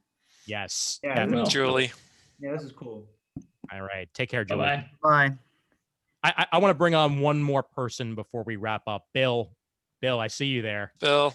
Bill's Just notoriously introverted, though. Does he really want to talk? I know. I figured we don't want to make the guy uncomfortable. I've been locked in the basement for the whole year working from home. I don't see the outside, so I'm weirded out a little bit seeing other human faces that I'm not related to right now. I just had to have you on, man, because like I still remember the days of your Phantom podcast and and how that was like the running joke of the forums back in the day, and people got mad that they were locked out of a non-existent podcast. I always loved talking to you, Bill, and I especially remember one Baltimore Comic-Con, walking around almost the entire con with you, well before I brought my kids down. It was such a blast. Yeah, good times. I wish we had more of them these days. Yeah, we'll get there. We're definitely gonna get there. Something to look forward to. Amen to that. Hey, I have one real quick story because it was recent. So, I'll avoid spoilers. So we're watching TV last week, and we encountered a scene with Rosario Dawson, and the kids were very impressed. And and I got to like say like I met her once, and it was at San Diego. I don't remember if it was 2006 or 2008. It doesn't really matter, but I was at the Image booth talking to I don't even remember who, but some artist that we were friends with, and so I had a reason to stand there and talk to them. And sitting next to them was Tony Moore. So it must have been 2006 because I didn't really know Tony yet. So Rosario came up and started talking to Tony, and I was just talking to this, and I knew that a human was there, but I didn't know who. And then the person that I was talking to started talking to this person too. So then I looked over, and it took me a minute to recognize her because she looked a lot different in person than she did on the screen. And then the four of us ended up being in this conversation for like 5 minutes. And when I say I was in the conversation, it's because I maybe said one or two things, and the rest of the time they were talking. But it was my, proud I met Rosario Dawson moment. And then my kids just thought that was super cool that she was just on the screen and I had met her. So that was like a good geek dad moment, Yeah, absolutely. I'm trying to think of actually now that Dave.